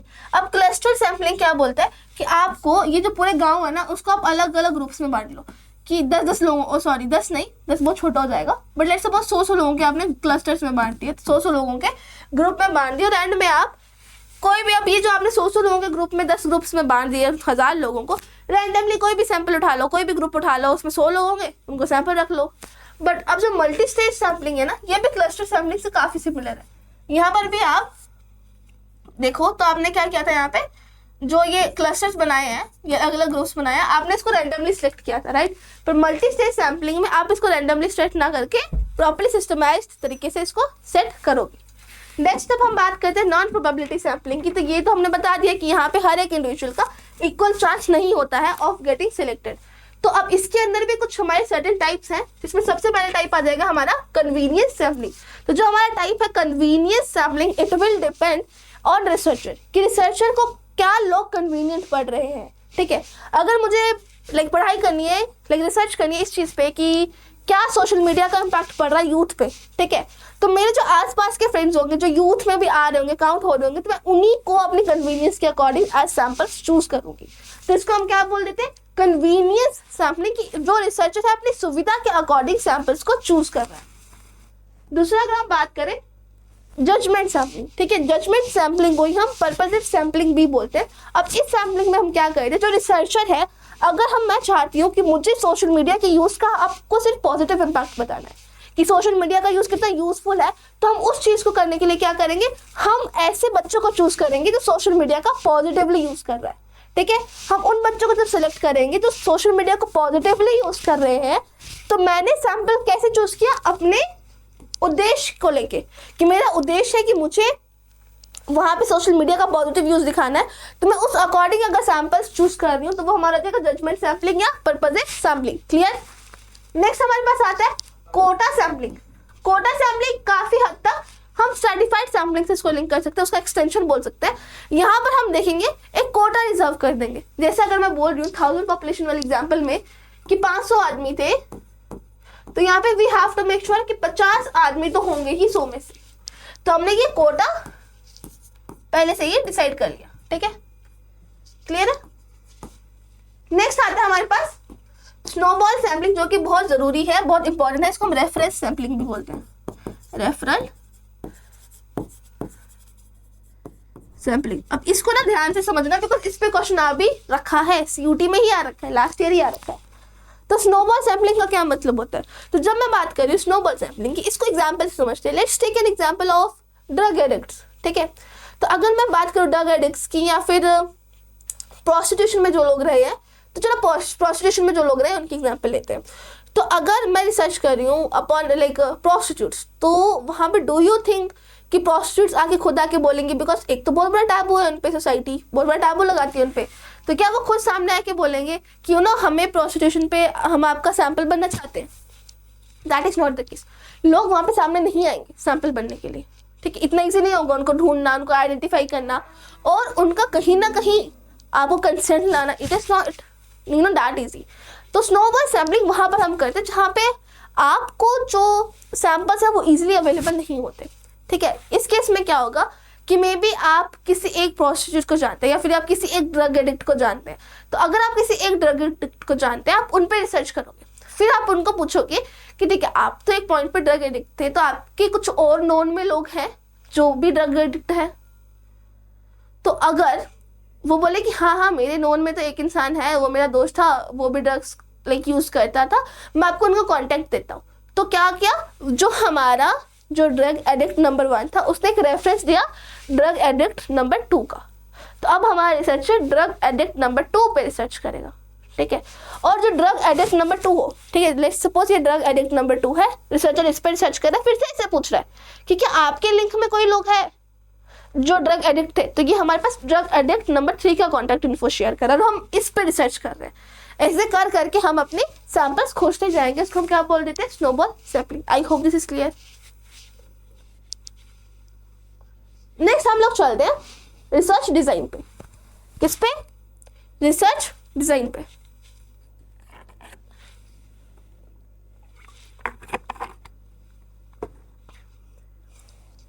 तो अगर मैं बात कर रही हूँ रिसर्च डिजाइन की, तो रिसर्च डिजाइन का मतलब है एक पूरा लाइक ब्लूप्रिंट बनाना कि आपकी जो रिसर्च है वो किस किस वे में होने वाली है।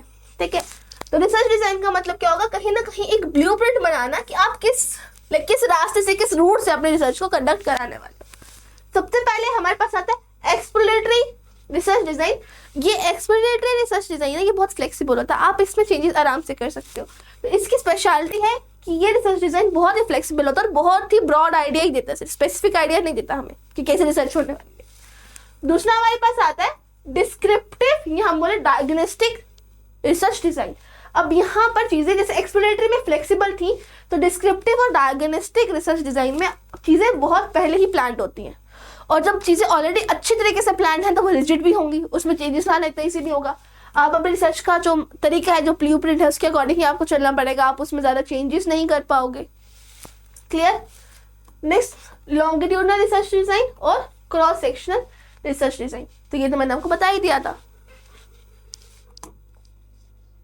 अब लोग बहुत कंफ्यूज होते हैं रिसर्च मेथड, मेथोडोलॉजी और टेक्निक में, तो इसलिए मैंने एक स्लाइड इसकी भी ऐड करवा दी कि आपको क्लैरिटी मिल जाए कि रिसर्च मेथड, रिसर्च मेथोडोलॉजी और रिसर्च टेक्निक में फर्क क्या होता है। तो चलो इसको समझते हैं। तो जब हम बात कर रहे हैं रिसर्च मेथोडोलॉजी की, तो यहाँ पे आप बता लो कि आपकी ओवरऑल अप्रोच क्या रहने वाली है।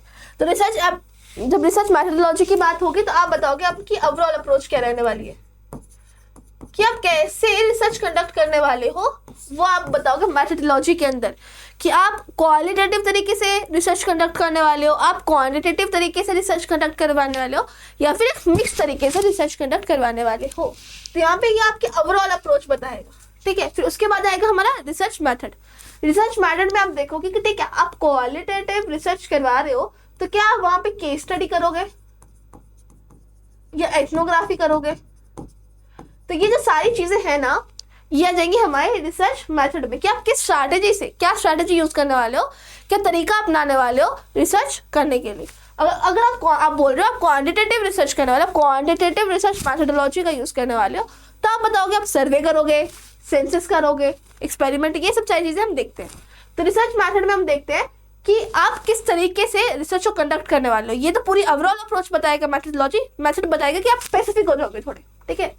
नेक्स्ट, अगर आप बोल रहे हो कि आपको सर्वे कंडक्ट करना है, ठीक है, तो आप तो बोल रहे हो आपको सर्वे कंडक्ट करना, पर वो सर्वे कैसे कंडक्ट करवाओगे? क्वेश्चनर का यूज करके, इंटरव्यू का यूज करके, या फिर कुछ और तरीका आप अपनाओगे, स्केड्यूल का यूज करके। तो वो जो सारी चीजें वो टेक्निक में आ जाएंगी। तो आई होप ये चीज आपको क्लियर होगी। तो अगर आप देखोगे तो यहाँ पे आपको देखने को मिल रहा है कि मेथोडोलॉजी सबसे बड़ा ब्रॉड टर्म है। मेथोडोलॉजी डिसाइड करने के बाद आप मेथड डिसाइड करोगे, और मेथड डिसाइड करने के बाद आप अपने क्या यूज डिसाइड करोगे, टेक्निक डिसाइड करोगे। क्लियर है? नेक्स्ट हमारे पास आता है स्पूरियस रिलेशनशिप। अब इसको समझना पड़ेगा आपको। स्पूरियस रिलेशनशिप, जिसको हम एक चीज और बोल सकते हैं, क्या बोलते हैं?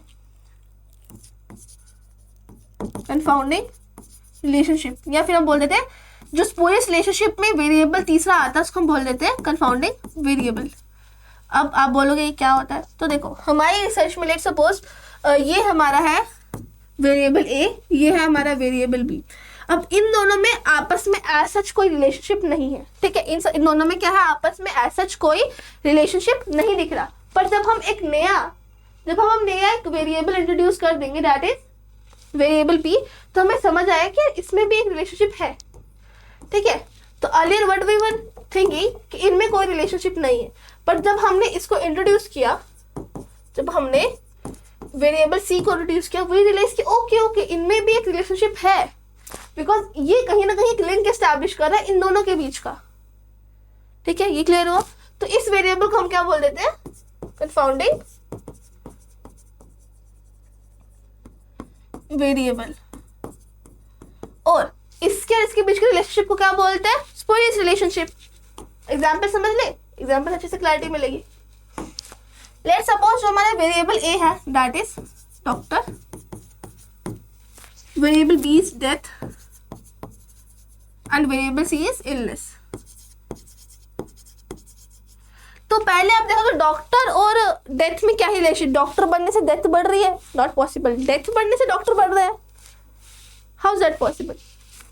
हमने एक तीसरा वेरिएबल इंट्रोड्यूस किया, बीमारी। अब आप देखोगे बीमारी बढ़ रही है इसलिए डेथ बढ़ रही है, बीमारी बढ़ रही है इसलिए डॉक्टर्स भी बढ़ रहे हैं। तो मतलब एक इनडायरेक्ट रिलेशनशिप तो है ना डॉक्टर के बढ़ने में और डेथ के बढ़ने में, देखने को मिला। इसको हम क्या बोलते हैं? Spurious relationship. और जो थर्ड वेरिएबल हम इंट्रोड्यूस करें, that is our confounding variable. Clear है? समझ आ गया? अब हम रिसर्च मेथड को देख चुके हैं, ठीक है, सॉरी रिसर्च मेथोडोलॉजी को अब तक देख चुके हैं। अब हम देखेंगे कि आप डेटा कलेक्ट कैसे करोगे। डेटा कलेक्शन भी जरूरी है ना रिसर्च के लिए। तो let's talk about techniques of data collection. तो सबसे पहले हमारे पास बात आती है ऑब्जर्वेशन की, ठीक है, ऑब्जर्वेशन की। तो ऑब्जर्वेशन का मतलब क्या होता है? ऑब्जर्व करके आप डेटा कलेक्ट कर सकते हो। कैसे? बाय वॉचिंग, लिसनिंग या recording behaviour in natural settings.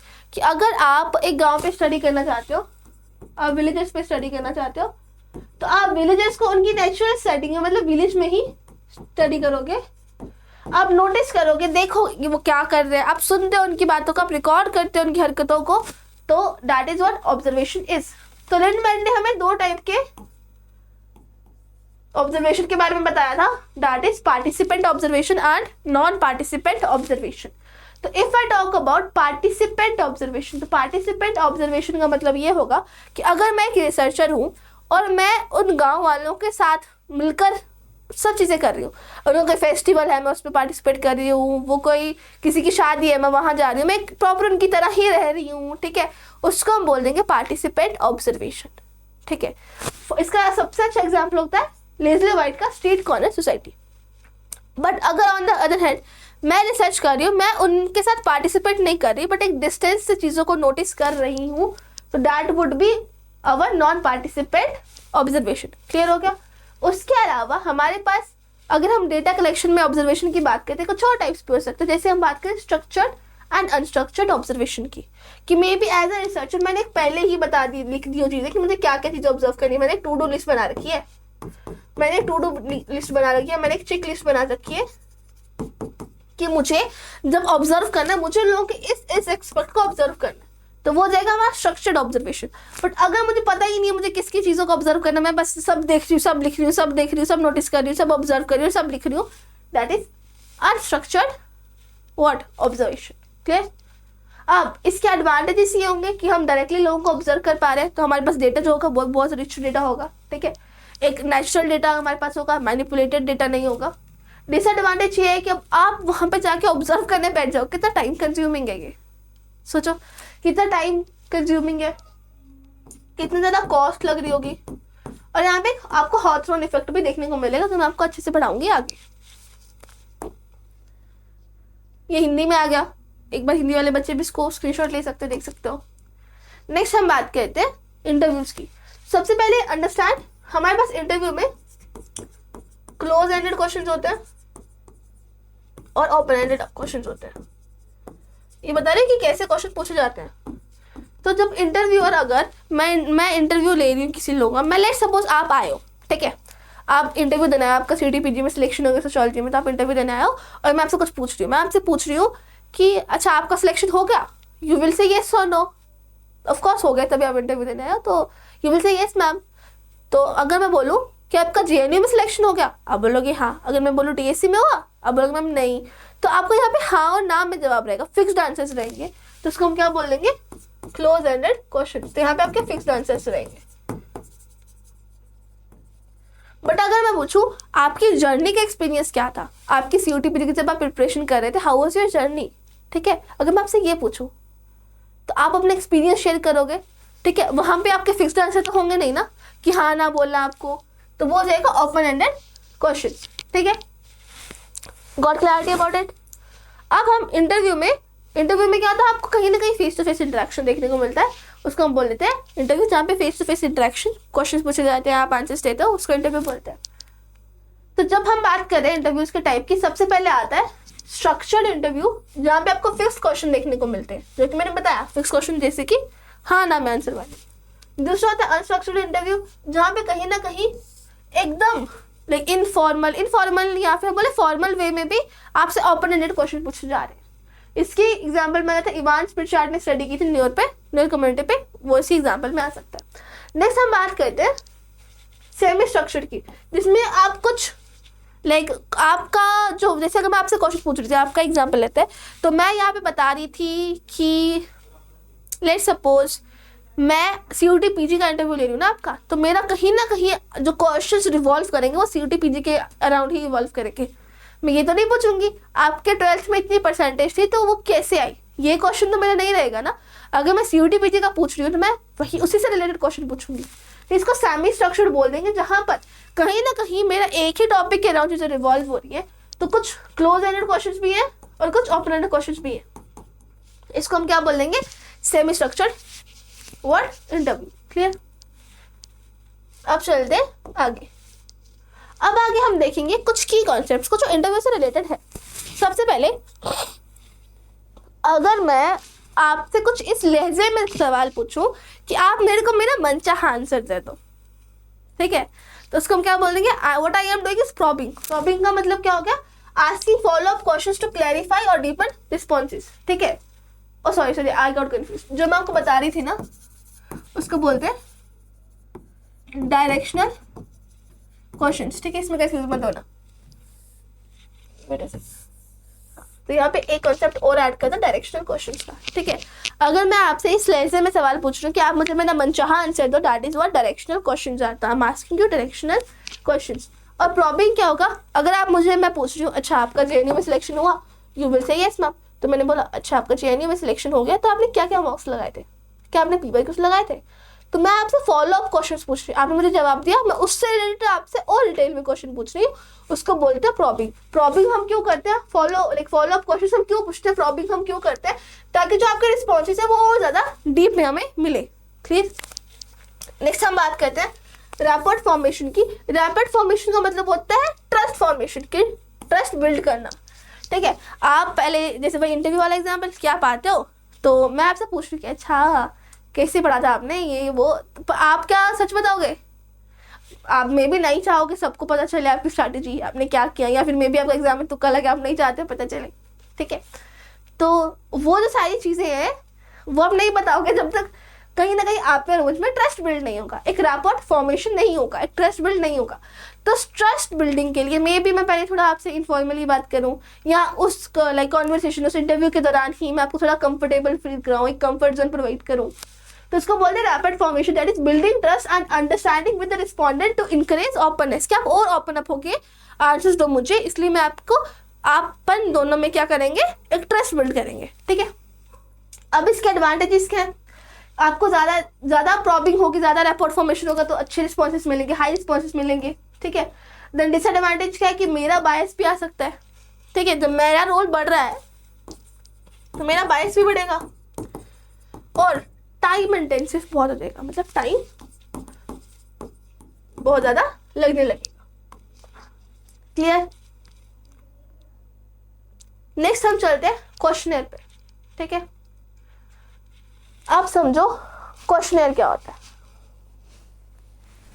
तो क्वेश्चनर की बात करें तो यहाँ पर you will have a list of questions that you will ask to the respondent, ठीक है। अब क्वेश्चनर में भी आप देखते हो एक होता है स्ट्रक्चर्ड और एक होता है अनस्ट्रक्चर्ड क्वेश्चनर। अब तक मैंने ओपन और क्लोज क्वेश्चंस पे बता दिया ना, open ended close ended questions क्या होता है, तो ये बहुत ईजी हो जाएगा। तो स्ट्रक्चर्ड क्वेश्चनर में क्लोज एंडेड क्वेश्चंस पूछे जाते हैं और अनस्ट्रक्चर्ड में ओपन एंडेड या फिर मिक्स्ड क्वेश्चन पूछे जाते हैं। अब आप क्वेश्चनर्स को या तो मेल्स के थ्रू भेज सकते हो, ग्रुप में पूछ दे सकते हो, या फिर ऑनलाइन दे सकते हो, ठीक है। या तो जैसे अगर मुझे रिसर्च करनी है आप स्टूडेंट्स पे सोशल मीडिया के इम्पैक्ट को लेके, या तो मैं अपनी क्लास में जा रही हूँ, सबको क्वेश्चनर प्रोवाइड कर रही हूँ कि ये फिल करके मुझे कल की क्लास में दे देना, या तो मैं सबकी आईडीज लेकर उनको मेल कर रही हूँ, ठीक है। तो ये ऑप्शन है मेरे पास कि कैसे मैं कंडक्ट करा सकती हूँ क्वेश्चनर के थ्रू अपना रिसर्च। अब अगर मैं ऑनलाइन सब कुछ देख रही हूँ तो कॉस्ट बहुत कम पड़ेगी, राइट। आप अगर चाहो तो एनोनिमिटी बनाए रख सकते हो, मे बी आपने मुझे अपनी सेकेंडरी ईमेल आईडी दी है, ठीक है, एनोनिमिटी बनी रह सकती है। डिसएडवांटेज ये कि यहाँ पे जो रिस्पॉन्स है ना कम आते हैं, लोग अनदेखा कर देते थे, ठीक है, और क्लैरिफिकेशन भी नहीं मिलती बिकॉज हम ऐसा क्रॉस क्वेश्चनिफिकेशन भी नहीं कर सकते, ठीक है, क्रॉस क्वेश्चनिंग भी नहीं कर पाते हैं इजीली।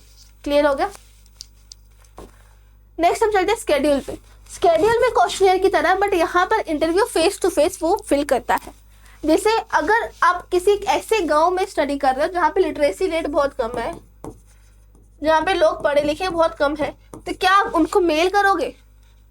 उनका मेल होगा भी, या आप उनको जाके ये पकड़ा के आओ जाओ फिल कर दो, आप फिल करके मुझे कल दे देना।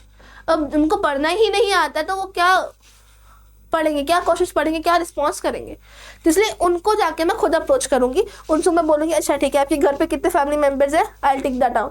अच्छा आपकी फैमिली इनकम क्या, वो बताएंगे, I will take that down.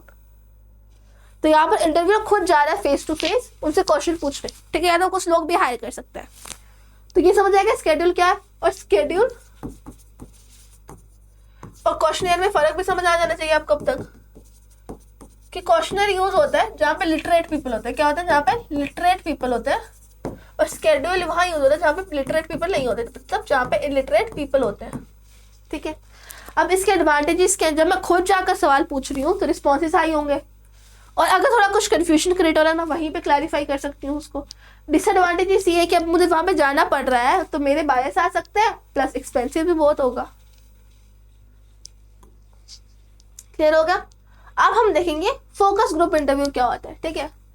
अगर मैं 20 से 25 लोगों के ग्रुप का एक ही साथ इंटरव्यू ले रही हूँ, ठीक है, और वो कहीं ना कहीं एक टॉपिक के अराउंड रिवॉल्व कर रहा है, या फिर मैं ऐसे क्वेश्चंस पूछ रही हूँ, ऐसे इंटरव्यू ले रही हूँ जिसकी वजह से मुझे इनके एटीट्यूड का पता चल रहा है कि किस नेचर के लोग हैं, इनके एक्सपीरियंसेस क्या रहे हैं, उसको हम क्या बोल देते हैं, फोकस ग्रुप इंटरव्यू। वैसे सुनो, अगर एज ए रिसर्चर मैं 20 से 25 लोगों पर लाइक कहीं ना कहीं एक ग्रुप डिस्कशन चल रहा है, मैं एक ग्रुप डिस्कशन करवा रही हूँ जिसको मैं गाइड कर रही हूँ, अगर मैं एक ऐसा ग्रुप डिस्कशन करवा रही हूँ जिसको मैं गाइड कर रही हूँ और मैं उनको टॉपिक दे देती हूँ वुमेन एम्पावरमेंट का, तो वो जब उस चीज़ पे बात करेंगे तो मुझे ये रियलाइज होगा, मैं ये ऑब्जर्व करूंगी कि किस इंसान ने कैसा रिस्पॉन्स दिया है, so that I can observe कि इनके एक्सपीरियंसेस क्या रहे होंगे, ठीक है, इनका एटीट्यूड क्या है औरतों को लेके। क्लैरिफाइड। नेक्स्ट हम बात करते हैं नैरेटिव या ओरल हिस्ट्री की। तो जब हम बात करें नैरेटिव की, तो narrative is what, collection of personal stories. तो अगर हम किसी गांव में जाते हैं, ठीक है, गांव में जाते हैं तो हम बोलते हैं कि कोई गांव में जाते हैं, एक बहुत फेमस इंसान है वहाँ पे उस गाँव में, तो हम उसके बारे में जानना चाहते हैं और वो बता रहा है हमें, क्यों ना मेरी लाइफ में ये हुआ था, वो हुआ था, और हम उसको नोट डाउन कर रहे हैं, उसको हम नैरेटिव बोलते हैं। बट अगर मैं उस गांव में जाकर पूछती हूँ कि आपके गांव के जो ये फोक स्टोरी बताओगे मुझे, आप फोक सॉन्ग्स गा रहे हो, इसका मतलब बताओ, कि इसके पीछे की कहानी बताओ, दैट इज ओरल हिस्ट्री। की फोक हिस्ट्री जो होती है वो ज़्यादा तक लिखी नहीं जाती है, पहले टाइम पे लिखी नहीं जाती थी, तो अगर मैं उसको उनकी फोक स्टोरी को, उनकी फोक हिस्ट्री को लिखना चाहूँ तो वो जो जाके मैं उनसे पूछूंगी वो मुझे ओरली बताएंगे, that would be oral history. अगर कोई इंसान पर्सनली अपनी चीज़ें बता रहा है, ठीक है, पर्सनल स्टोरीज बता रहा है, लोगों की पर्सनल स्टोरीज हमें जाननी है, वो क्या हो जाएगा, नैरेटिव। क्लियर है। नेक्स्ट आएगा हमारे पास कंटेंट एनालिसिस। क्या आएगा, कंटेंट एनालिसिस। तो कंटेंट एनालिसिस में हम क्या करेंगे, जो कोई भी टेक्स्ट को या कोई भी मीडिया को हम क्या करेंगे, सिस्टमैटिक वे में एनालाइज करेंगे ताकि हम उसमें पैटर्न्स और थीम्स ढूंढ पाए, ठीक है। अगर हम कोई न्यूज़पेपर उठा लें और हम देखेंगे उसका जो मेन मोटो है वो न्यूज़पेपर किसकी तरफ इंक्लाइंड है, like we do have our main 2 political parties, that is BJP and Congress, right. तो अगर मैं एक न्यूज़पेपर उठा लूँ और मैं उस न्यूज़पेपर को रोज़ पढ़ के उसको एनालाइज करने लग जाऊँ कि यार कहीं ना कहीं कांग्रेस की तरफ इंक्लाइंड तो नहीं है ना, कहीं ना कहीं ये बीजेपी की तरफ इंक्लाइंड तो नहीं है ना, अगर मैं उनके पेपर का थीम या पैटर्न को नोटिस करने के लिए उनको सिस्टमाइज्ड वे में एनालाइज करने लग जाऊँ, उसको हम बोलेंगे content analysis. And the same goes for media, ठीक है। नेक्स्ट हम बात करते हैं एथनोग्राफी की और एथनोलॉजी की। तो if I am talking about ethnography, ethnography का मतलब क्या होता है, अगर कोई रिसर्चर जाके, कोई इंसान जाकर ग्राउंड पर जाकर लोगों के साथ रहकर उनकी इन डेप्थ स्टडी कर रहा है, उसको हम क्या बोलते हैं, एथनोग्राफी। जैसे कि ब्रॉनिस्लाव मालिनोव्स्की ने की थी ऑन ट्रोब्रियड आइलैंड, ठीक है। ये समझाएगा, जब हम इन डेप्थ स्टडी करेंगे किसी कल्चर या ग्रुप की, इसको हम क्या बोलेंगे, एथनोग्राफी। और एथनोलॉजी और एथनोग्राफी में फ़र्क होता है। एथनोलॉजी का मतलब क्या होता है, जब हम 2 या 2 से ज़्यादा सोसाइटीज़ को कंपेयर करते हैं, कि 2 या 2 से ज़्यादा एथनोग्राफीज़ को कंपेयर करते हैं, उसको हम बोल लेते हैं एथनोलॉजी। क्लियर है। अब हम बात करें, हमने पहले देखा था सोशियोग्राफी क्या होता है, पता है, अब हम देखेंगे सोशियोमेट्री एंड सोशियोग्राम क्या होता है, ठीक है। Wait a second.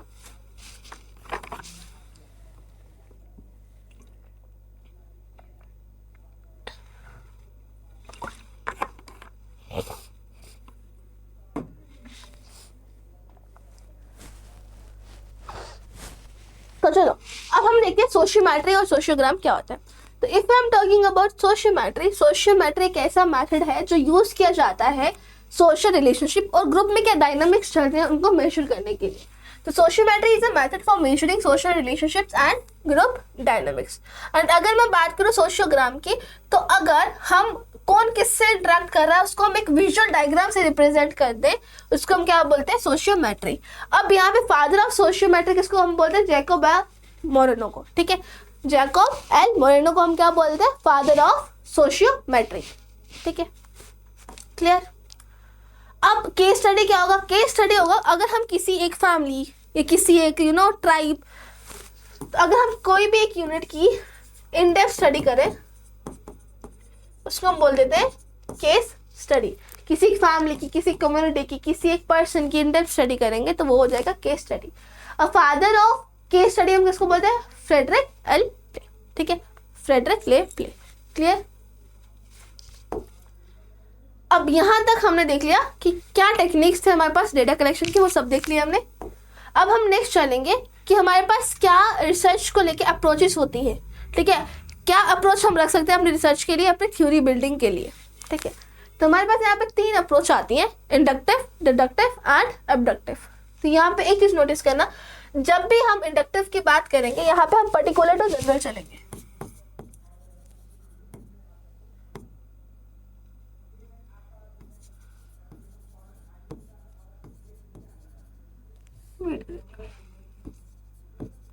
मतलब अगर हम थ्योरी का फॉर्मेशन इस तरीके से कर रहे हैं कि पहले हम ग्राउंड पर जा रहे हैं, ठीक है, ग्राउंड पर जाके हम चीज़ों को ऑब्जर्व कर रहे हैं, ठीक है, हम पर्टिकुलर इंस्टेंसेस को ऑब्जर्व कर रहे हैं और फिर उसके बेसिस पे हम चीज़ों को जनरलाइज करके एक थ्योरी बना रहे हैं। तो ये जो अप्रोच हमने यूज़ की स्पेसिफिक टू जनरल जाने के, इसको हम क्या बोलते हैं, इंडक्टिव अप्रोच। क्लियर। देन हमारे पास डिडक्टिव अप्रोच आता है जो एकदम ऑपोजिट होता है। इसमें हम क्या करेंगे, अगर हमारे पास कोई थ्योरी है, कोई भी थ्योरी है अगर हमारे पास, लाइक अगर मैं एक रिसर्चर हूँ और मैंने बोला कि यार सोशल मीडिया जो है ये कहीं ना कहीं बहुत ज़्यादा, लाइक इसका नेगेटिव इम्पैक्ट ज़्यादा है पॉजिटिव इम्पैक्ट से यूथ की लाइफ पे, ठीक है, ये मैंने एक हाइपोथेसिस बनाई, ये मैंने एक थ्योरी बना ली टेम्परेरी बेसिस पे। अब मैं जाके इसको अप्लाई करके चेक करूँगी क्या सच में ऐसा है कि नेगेटिव इम्पैक्ट सोशल मीडिया का ज़्यादा है पॉजिटिव इम्पैक्ट से। तो यहाँ पे मैंने एक थ्योरी बनाई, एक जनरल थ्योरी बनाई और फिर जाके उसको स्पेसिफिक इंस्टेंसेस पे अप्लाई किया कि क्या जो मैंने थ्योरी बनाई वो सही है कि नहीं, उसको हम बोल देंगे डिडक्टिव अप्रोच। क्लियर हो गया। यहाँ पे हम जनरल टू पर्टिकुलर चलते हैं, यहाँ पे पर्टिकुलर टू जनरल चलते हैं, ठीक है। अब अबडक्टिव अप्रोच क्या होता है कि आपने प्रॉपर रिसर्च तो नहीं किया, बट आपके पास जितना भी इंफो है, आपके पास जितना भी इंफो अवेलेबल है, उसके बेसिस पे आपने बेस्ट पॉसिबल एक्सप्लेनेशन दी है कि आप अबडक्टिव अप्रोच में क्या होता है कि थोड़ा बहुत आप डेटा इकट्ठा करते हो, उस डेटा के बेसिस पे आप बता देते हो कि बेस्ट पॉसिबल एक्सप्लेनेशन क्या हो। I hope this is clear to. अब हम चलने वाले हैं डेटा प्रिपरेशन प्रोसेस पे। अब डेटा को प्रिपेयर कैसे करते हैं, ठीक है, इसको भी आपको सीक्वेंस में ही याद रखना है। ये आई गेस नेट वगैरह में तो पूछा जा चुका था, एक बार हम भी देख लेते हैं, ठीक है, डिफिकल्ट आ गए तो पूछ सकते हैं ये भी। सबसे पहले हम चेक करते हैं कि हमारा जो क्वेश्चनेयर है वो कंप्लीट है कि नहीं, उसमें कोई चीज़ मिसिंग तो नहीं है। फिर हम देखते हैं कि कुछ एडिट करने की नीड तो नहीं है। अब एडिट या तो फील्ड पर जाके, जो फील्ड में अगर मैं गई हूँ और इंटरव्यूअर को मे भी लगे कुछ नीड है एडिट करने की, तो उसको हम बोल दें कि फील्ड एडिटिंग, या तो फील्ड एडिटिंग हो सकती है, या फिर जो रिसर्च टीम है जो सेंट्रल एडिटिंग कर सकती है, ठीक है। उसके अलावा हम रिस्पॉन्सेज को कोड कर देंगे कि लाइक अगर मैं बोलूँ बहुत अच्छा, वेरी गुड, गुड, बैड, इसको 1 कोड कर दिया, इसको 2 कोड कर दिया, इसको 3 कोड कर दिया, तो यहाँ पे हम रिस्पॉन्सेज को न्यूमेरिकल कोड्स दे देते हैं। और फिर जो हमारे पास जो भी डेटा आता है उसको हम अलग अलग कैटेगरीज में डिवाइड कर देते हैं, क्लासिफिकेशन कर देते हैं, ठीक है। अब जो क्लासिफिकेशन हमने किया इसको एक प्रॉपर टेबल के फॉर्म में रिप्रेजेंट कर देते हैं या ऑर्गेनाइज कर देते हैं इस डेटा को टेबल्स की फॉर्म में, दैट इज टैबुलेशन। देन जो हमने टेबल्स बनाया उसको हम जब ग्राफ की फॉर्म में रिप्रेजेंट कर देते हैं। फिर वी हैव टू चेक कि कोई एरर तो नहीं है हमारे डाटा में, कोई क्लियरनेस की नीड तो नहीं है, और एंड में हम देखेंगे कि जो डेटा है उसको कुछ एडजस्टमेंट की नीड है, कुछ आगे पीछे करना है हमें कि नहीं। It is not that important, but एक बार आप इसको याद रख लेना इसका सीक्वेंस वाइज। नेक्स्ट हम चलते हैं वैलिडिटी एंड रिलायबिलिटी पे, ठीक है। पहले देखो वैलिडिटी क्या होता है। तो अब I have a watch right here, मेरी वॉच पहन रखी है, तो ये मेरी वॉच देखो तुम, तो मैं बोल रही हूँ कि यार इसका काम है टाइम को दर्शाना। क्या काम है वॉच का, क्या काम है, एग्जाम्पल समझो, वॉच का काम है वो आपको टाइम बताए, ठीक है। अब इमेजिन करो मैंने इसकी जो ये लाइक क्या बोलते हैं इनको, मैं भूल गई, नीडल्स, हाँ, जो मेरी वॉच की नीडल्स हैं इनको मैंने हटा दिया और इसकी जगह मैंने कुछ तो स्टाइलिश सा कुछ लगवा दिया, फ्लावर्स लगवा दिए, ठीक है, और उसको सुंदर सा बना दिया। अब वॉच का काम है टाइम दर्शाना, पर मैं ये टाइम दर्शा ही नहीं रहा, मैंने इसको एस्थेटिक बनाने के चक्कर में इसकी नीडल्स ही बाहर निकाल दी। तो मतलब क्या ये वॉच वैलिड है कि नहीं? तो अगर ये टाइम दिखा रहा है, अगर ये वॉच टाइम दिखा रहा है तो मतलब ये वैलिड भी है, और अगर ये टाइम नहीं दिखा रही, वॉच अपना काम नहीं करी, तो मतलब ये वैलिड भी नहीं है। तो वैलिडिटी का ये आप क्वेश्चन पूछोगे कि does it measure what it intends to. अगर कोई भी मशीन है, कोई भी इंस्ट्रूमेंट है, क्या ये वही मेजर कर रहा है जो इसका काम है मेजर करना? अगर वो नहीं मेजर कर रहा मतलब वैलिड नहीं है, वैलिडिटी नहीं है उसकी, और अगर वो मेजर कर रहा है तो मतलब वैलिडिटी है। ठीक है, क्लियर है? देन हम बात करते हैं रिलायबिलिटी की। तो अगर मैं बोलूँ ये घड़ी मुझे अभी बता रही है कि अभी 10 मिनट कम है 2 बजने में, ठीक है, या घड़ी नहीं, इसमें किसी और का एग्जाम्पल लेते हैं। अगर मैंने ये वाटर बॉटल फिल की पूरी, इसमें यहाँ पे आ रहा है कितना पानी आ रहा है, लेट्स सपोज 1 लीटर आ रहा है, तो 1 लीटर पानी अगर मैं मेजर कर रही हूँ तो 1 लीटर आ रहा है, पूरा फुल किया तो उसको मैंने वेइंग मशीन पे मेजर किया, 1 लीटर आ रहा है। तो क्या वो वेइंग मशीन, जब ये बॉटल फिर से मैंने फुल की, फिर से मैंने मेजर किया, वो फिर से 1 लीटर दिखा रहा है? मतलब डेटा रिलायबल है कि नहीं, डेटा रिपीट हो रहा है कि नहीं, समझ आ रहा है? जो वेइंग मशीन ठीक है कि नहीं। But on the other hand, let's suppose ये 1 लीटर इसमें पानी है, बट वो वेइंग मशीन आपको दिखा रहा है 500 ग्राम्स, ठीक है, दिखा रही हूँ मैं यहाँ पे, रिलायबिलिटी कब लिख देते हैं। अगर ये मशीन है, इसमें मैंने वाटर बॉटल रखी है, ठीक है, ठीक है, ये वाटर बॉटल का वेट है 1 लीटर, पर ये वेइंग मशीन आपको दिखा रही है कि 750 मिलीलीटर वेट दिखा रही है, और इसको आपने फिर से क्या किया, फिर से एक बार ऐसे किया, फिर से बॉटल रखी, देखा ये तो एक्चुअल में 1 लीटर की है, पर इसमें 750 दिखा रही है। तो अगर आपका ये आंसर रिपीट हो रहा है ना, मतलब ये रिलायबल है, जबकि आंसर गलत है, पर क्या कंसिस्टेंसी आ रही है मेजरमेंट में, क्या रिपीटेशन हो रहा है टाइम के साथ? हाँ, जब रिपीट होगा तो मतलब वो रिलायबल भी होगा, रिलायबल भी होगा। यहाँ पे करेक्टनेस से कोई लेना देना नहीं कि करेक्ट है कि नहीं, वो लेना देना नहीं है, करेक्ट हो भी सकता है, नहीं भी हो सकता। अब मैंने बताया था हॉथरॉन इफेक्ट, जब मैं ऑब्जर्वेशन की लिमिटेशन बता रही थी कि एक हॉथरॉन इफेक्ट भी आ सकता है। अब हॉथरॉन इफेक्ट कैसे आएगा, मैं जैसे एग्जांपल लेती हूँ कि मैं विलेजर्स की स्टडी कर रही हूँ, क्या कर रही हूँ, एक गांव के में रहने वाले गांव वासियों की स्टडी कर रही हूँ अगर मैं, तो मैं यहाँ पर रिसर्चर हूँ। अब इनको पता है कि मैं रिसर्चर हूँ, मैं इनकी गांव की स्टडी करने आई हूँ, तो माइट पॉसिबल कि ये अच्छा प्रिटेंड करने लगे, कि ये प्रिटेंड करने लगे कि ये बहुत ही एथिकल है, मोरल है, गुड ह्यूमंस है। तो इस इफेक्ट को हम क्या बोलेंगे, हॉथरॉन इफेक्ट। मतलब जब ये विलेजर्स अपने बिहेवियर चेंज करने लगेंगे, जब ये अपने बिहेवियर में चेंजेस लाने लगेंगे, क्यों ये अपने बिहेवियर में क्यों चेंजेस ला रहे हैं, बिकॉज इनको पता है कि मैं इनको ऑब्जर्व कर रही हूँ, इसको हम क्या बोलेंगे, हॉथरॉन इफेक्ट। जब हमारे रिस्पोंडेंट्स, जो हमारे विलेजर्स हैं, वो अपने बिहेवियर में चेंजेस लाने लगे, अच्छा बनने का प्रिटेंड करने लगे या बुरा बनने का प्रिटेंड करने लगे, तो वो कर रहे हैं बिकॉज उनको पता है मैं उन पर रिसर्च कर रही हूँ, तो उसको हम क्या बोल देंगे, हॉथरॉन इफेक्ट। क्लियर है? पहले मेरे को याद है मैंने वेरिएबल्स नहीं बनाया। देखो, जब हम बात करते हैं वेरिएबल्स की, जब मैं हाइपोथेसिस पढ़ा रही थी, मुझे तब पढ़ाना था, उसके साथ ही याद करना है इसको। हमारे पास होता है independent variables and dependent variable. Example हमने कौन सी ली थी उस टाइम पे, XYZ medicine cures bird flu, ये एग्जाम्पल ली थी ना हमने। तो यहाँ पे आप देखना, ये वेरिएबल कौन से हो गए, XYZ मेडिसिन और बर्ड फ्लू, जिनको हम कंपेयर करें, जिनके बीच में हम रिलेशनशिप एस्टैब्लिश करना चाह रहे हैं, वो तो हो गए हमारे वेरिएबल्स, ठीक है। बट अगर मैं बोलूँ इनमें से इंडिपेंडेंट और डिपेंडेंट वेरिएबल कौन सा, वो कैसे पता लगाओगे?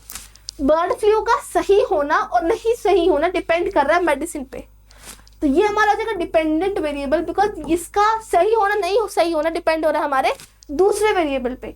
अब XYZ किस पे डिपेंड कर रहा है, किसी पे भी नहीं, तो ये हमारा हो जाएगा independent variable. I hope this is clear. बहुत गंदा लिख दिया, बट ठीक है, I hope you can understand कि क्या लिखा है। नेक्स्ट हम चलते हैं, सॉरी पिछले हमारी फैलेसिस रहेगी। हमारे पास रिसर्च करने टाइम कुछ मिस्टेक्स भी हो सकती है कि नहीं हो सकती, तो उसको हम बोल देते हैं फैलेसिस, ठीक है। जो मिस्टेक्स हो सकती है हमसे रिसर्च के दौरान, उसको हम बोल देते हैं फैलेसिस। फैलेसिस नॉट रिसर्च के दौरान, लाइक टू बी नोटेड, सिर्फ रिसर्च के दौरान नहीं हो सकती, उसको इम्प्लीमेंटेशन के दौरान अगर मैं बोलूँ तो वो ज़्यादा सही रहेगा। तो अगर मैंने इस ग्रुप पे स्टडी की, ये पूरे गांव पे स्टडी की,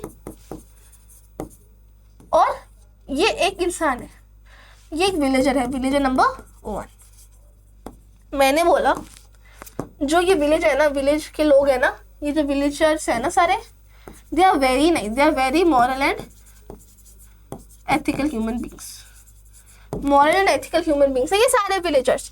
तो मैंने अज्यूम कर लिया कि अगर ये इंसान इस गांव से है तो ये भी क्या होगा, मॉरल होगा, एथिकल होगा, बहुत अच्छा इंसान होगा ये भी। तो इसको हम क्या बोलते हैं, इकोलॉजिकल फैलेसी, कि हम ग्रुप लेवल डेटा को एक इंडिविजुअल पे अप्लाई करते हैं और if that data is wrong that would be ecological fallacy.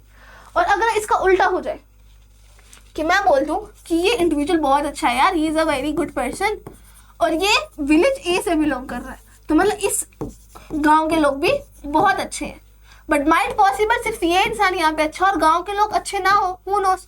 तो इसको हम क्या बोल देते हैं, रिडक्शनिस्ट फैलेसी। थर्ड हमारे पास आता है एपिस्टेमिक फैलेसी, कि जब जो आपने लॉजिक यूज किया है ना रिसर्च के दौरान वही अगर रॉन्ग है, उसमें ही कुछ एरर है, तो उसको हम क्या बोल देते हैं, एपिस्टेमिक फैलेसी। क्लियर हो गई तीनों टाइप की फैलेसीज। एक बार नहीं समझ आया रिपीट पे देखो, फिर भी नहीं समझ आएगा तो पूछ लेना, ठीक है। नेक्स्ट चलते हैं।